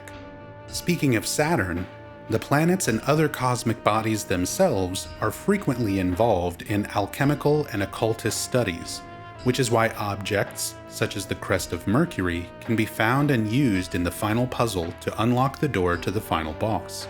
In alchemy, the planets are associated with different metals, compounds, and elements. That's why even today, we call this substance mercury. I also mentioned Hermeticism, which itself was created by combining philosophical and religious aspects of alchemy and astrology. Well, that belief itself surrounds a figure known as Hermes Trismegistus, a combination of the Greek god Hermes and the Egyptian god Thoth. This is why the Ankh is featured as part of the final puzzle. Another object used for this puzzle is the Disc of Ouroboros, which itself is meant to represent Ouroboros, an ancient symbol commonly used in Gnosticism, Hermeticism, and, of course, alchemy. The Ouroboros most commonly depicts a snake eating its own tail, meant to symbolize the cycle of life and death, with some of the earliest known uses from nearly 3,500 years ago in texts like the enigmatic Book of the Netherworld, found in King Tut's tomb. We also find in the game the Amulet of Solomon, which is a representation of the Seal of Solomon, which originates from Jewish and Islamic mysticism and is described as being the source of Solomon's ability to command Shedim and Jinn, essentially demons and genies. This symbol over time became a representation of Solomon's wisdom, and was commonly used in occultism and alchemy writings and artwork, and was essentially the predecessor to the Star of David, still used today as a symbol representing Judaism. In level 4 of this iceberg, I discussed the Olympian spirits that are referenced during the Nowhere section of Silent Hill: Aratron, Bethor, Phaleg, Haggith, and Ophiel. These are 5 of the 7 total Olympian spirits referenced in the Renaissance-era books on magic and the occult, and of course, alchemy, with several of the spirits described as alchemists themselves. Long story short, the Silent Hill games are absolutely packed with references and symbolism regarding real-world history, religion, mythology, and philosophical writings about psychology, alchemy, and the occult. How far into it you delve for relevance and meaning is entirely up to you. And personally, while I do find it fascinating, I also get the feeling many of these things are chosen by members of Team Silent simply because they look or sound interesting, or fit loosely on a thematic basis, but it certainly opens up a rabbit hole of discussion. Alessa is based on Carrie. While Silent Hill takes many details and aspects of its lore from all sorts of popular media, one of the most major influences with the most parallels to Alessa Gillespie and her part of the narrative is Stephen King's 1974 novel, Carrie. Carrie is set in Chamberlain, Maine. Silent Hill is set in Maine. The main character, Carrie White, is a girl who has no friends and is tormented and mocked by classmates and bullies at school. Alessa Gillespie is a lonely girl who is tormented and bullied at school. Carrie has an eccentric, overly religious mother who physically and emotionally abuses her. Alessa's mother is an overly religious leader of a cult who physically and emotionally abused her. Carrie discovers after being bullied and pushed to levels of extreme stress that she has telekinetic powers, which she loses control of, leading to the deaths of classmates and school staff, and results in a massive fire.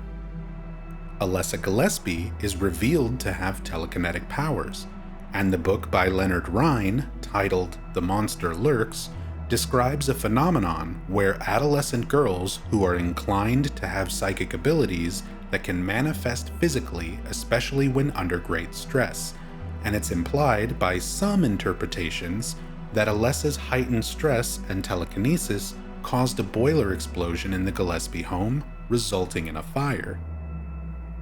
Aside from just the more obvious story and character parallels, there is also the Lost Memories Silent Hill Chronicle, which has an entire section dedicated to listing several of the influential works that inspired the original games, and under the books section, Stephen King is the first author cited, with The Mist from King's Skeleton Crew short story collection, followed directly by Carrie, with the description stating, Carrie depicts a young girl who possesses special abilities.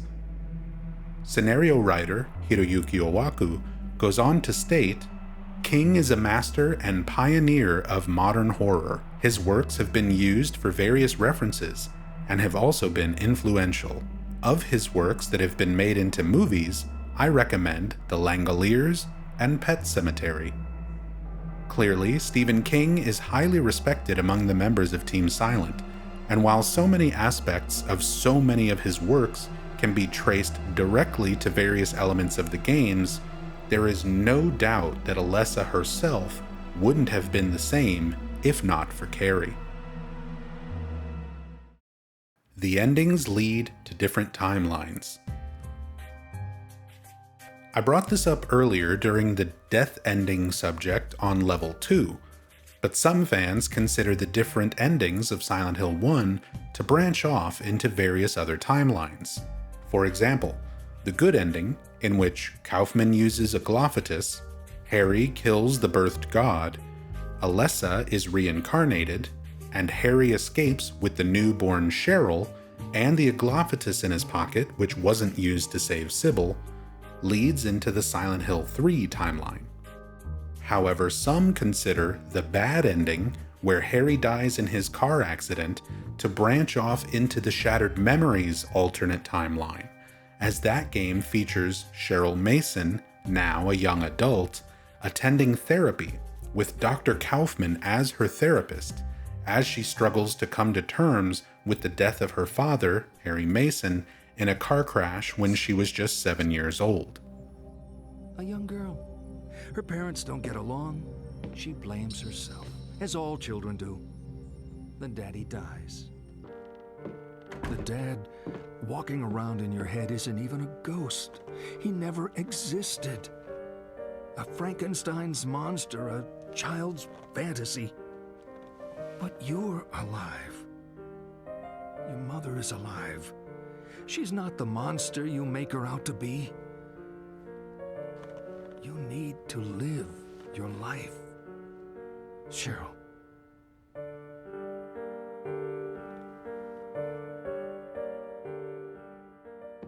While at first glance, this seems to fit with the bad ending of Silent Hill 1, but there are many plot details of Shattered Memories that are evidence of it being an entirely alternate universe, such as Harry being a resident of Silent Hill instead of just a tourist. You should have said you were local. Local? Yeah, it says here you live at 11th Street. That's a few blocks away. 11th Street? Yeah, it's my house. The implication that Harry and Dahlia Gillespie were a married couple who had Cheryl naturally, rather than her being split from Alessa Gillespie's soul, then found and adopted. We're soulmates, you and I. For richer, for poorer. In sickness and in health. You're my wife? Sybil Bennett is a police officer working directly in Silent Hill, instead of Sir, being from Brams. You come down here for me? Officer! There are people in my house. They have my daughter. I was in a car accident. That's not the story I got. Can I see some ID? Harry Mason. Michael Kaufman works as a therapist instead of as director of Alchemilla Hospital. I'm glad you came. Just turning up shows your commitment to the process. Good. I've read your notes. The other therapist didn't work out for you. There is also no implication of any sort of cult, otherworld, supernatural powers, drug trafficking, or any of the core plot components of the original Silent Hill. Shattered Memories is doing its own thing, so outside of reusing some familiar names, just treat it as a completely unrelated title. Digital trading cards. We already talked a decent bit about the play novel adaptation of Silent Hill for the Game Boy Advance, but one other interesting feature of the game was the inclusion of digital trading cards that could be collected by replaying each of the game's story paths and achieving all endings. Even the DLC Andy scenario gave additional trading cards for playing each chapter. And surprisingly, the digital trading cards were the only data from the DLC that was actually saved to the limited memory of the system and the cartridge. So each time you would turn off the Game Boy Advance, you'd lose all the scenario data itself, but you could still look at the digital trading cards you collected. Look, Ma, I got a shiny special illustration rare Andy card. Lisa Garland and the Order. We discussed Lisa Garland a bit earlier, but as she was a fan favorite character, many other games in the series feature more information and brief cameos, as well as various interesting, yet conflicting, bits of backstory on who she was and how she was connected to everything. When discussing the town's local gossip and history with Harry in the first game, Lisa describes the cult. Before this place was turned into a resort, the townspeople here were on the quiet side. Everybody followed some kind of queer religion. Weird occult stuff, black magic, that kind of thing. As young people moved away, the people figured they'd been summoned by the gods. Evidently, things like that used to happen around here all the time. Before the resort, there really wasn't anything else out here. Everyone was so flipped out, you gotta blame it on something. Then a lot of new people came in and everybody clammed up about it. A cult. And it's clear from the way she describes things that she's only vaguely familiar with the cult, and while she isn't likely directly involved with them, through her work caring for Alessa Gillespie at the order of hospital director Michael Kaufman, she becomes intertwined with the cult and its goals. Similar to Kaufman himself, who is not an active member of the cult, but still chooses to work with them and even puts some amount of belief into their rituals and practices, considering he has the foresight to obtain Aglaophatus, a demon repellent, just in case their crazy talks of gods and demons and other worlds turned out to be true. Lisa, however, was just doing what Kaufman told her to do as her boss, with no conscious decision or knowledge of what she was getting into or how involved the cult was, but likely became aware or at least suspicious once all the strange things started happening to Alessa Gillespie, and her familiarity with Dahlia Gillespie, as she mentions during that conversation with Harry earlier. Lisa, do you know a woman named Dahlia Gillespie? Oh yeah, that crazy Gillespie lady. She's kind of famous around here. She never sees anybody, so I don't know that much about her. But I heard her kid died in a fire, and supposedly she's been crazy ever since. Back in 2006, Konami released a digital comic book only available for Japanese cell phones at the time, titled Silent Hill: Cage of Cradle, which was written by Hiroyuki Owaku, the scenario writer for the original game, with illustrations provided by series artist Masahiro Ito. Cage of Cradle attempted to shed some light on Lisa's life before the events of the first game, focusing on her boyfriend, Matthew, who was visiting Lisa in Silent Hill, but manages to end up in the other world, bearing witness to the birth of one of the cult's more recognizable deities of the cult's religion, Valtiel, who is featured most prominently in Silent Hill 3 and Book of Memories. Matthew and Lisa both meet their unfortunate ends as a more direct result of the cult and the other world, but many of the details of this comic are fuzzy. Because of the nature of Cage of Cradle being a long discontinued digital-only comic book only on Japanese cell phones, the comic in its entirety isn't available anymore. A few pages have been archived by fans and circulated the internet over the years, but much of it is still missing. According to Masahiro Ito, he made the original illustrations on full A4 standard size paper, or 210 by 297 millimeters, just a tiny bit larger than the more common 8.5 by 11 printer paper, and that he is still in possession of all of the original artwork for Cage of Cradle, but states, however, that it's not his decision, but rather Konami's, to re-release the comic in any form, as they still own the rights. Konami, of course, has seemingly showed no interest and given no implication they would ever do this, at least as of the time of this video's creation. Lolita references. Lolita is a 1955 novel by Russian-American novelist Vladimir Nabokov about the writer Humbert Humbert and his carnal obsession over his 12-year-old stepdaughter Dolores Hayes, nicknamed Lolita, who reminds him of his childhood sweetheart. Ew.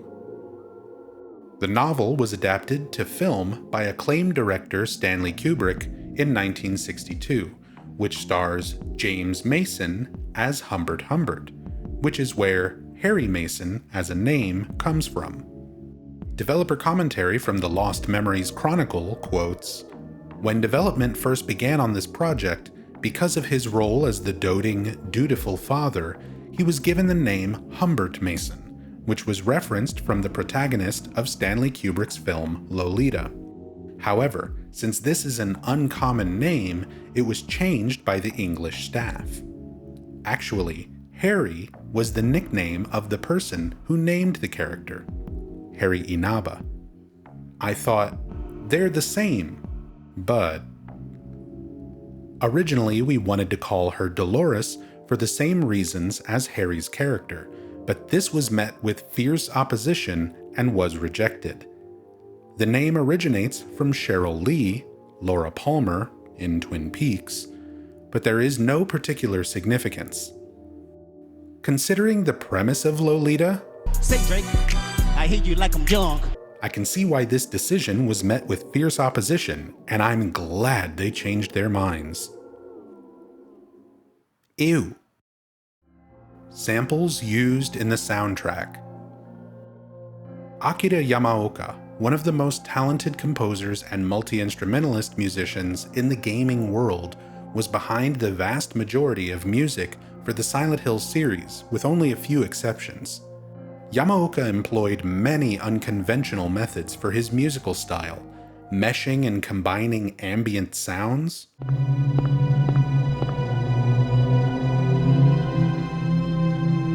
industrial rhythmic banging and percussion,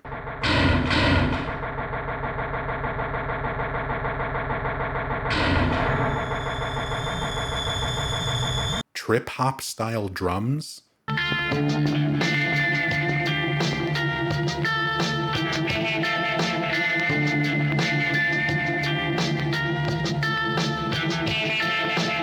and some really out there sound effects.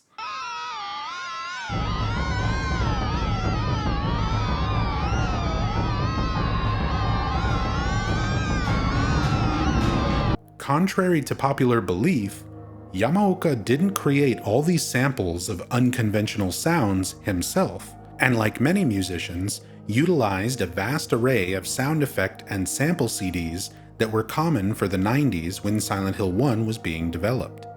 For example, here is a sound effect from Zero G, Ambient Volume 2.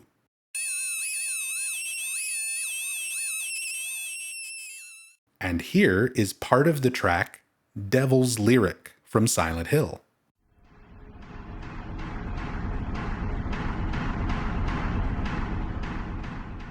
Here is the aptly named A Poke in the Ear with a Sharp Stick. And here it is in the track Not Tomorrow 2.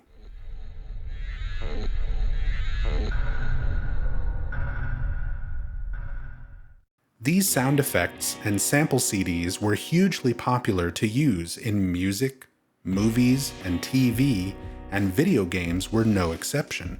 If you listen to some of these CDs yourself, you'll likely hear some familiar sounds that you've heard in all sorts of other media. If you'd like to hear more samples from the Silent Hill series and check out cross-references for many of these sampled sound effects and more, check out this video by Gilamasan, as well as their many contributions on the WhoSampled website. Links will be in the description below. And with that concludes the Silent Hill 1 Iceberg. I hope you were able to learn something new or interesting about one of my absolute favorite games. I put a ton of work into this video, so if you watched it all the way till now, please consider subscribing for more Silent Hill lore and trivia videos. It's basically all I do here.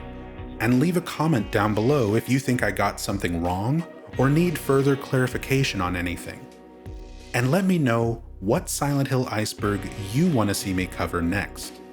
Until next time, this has been Nub Zombie, your undead host.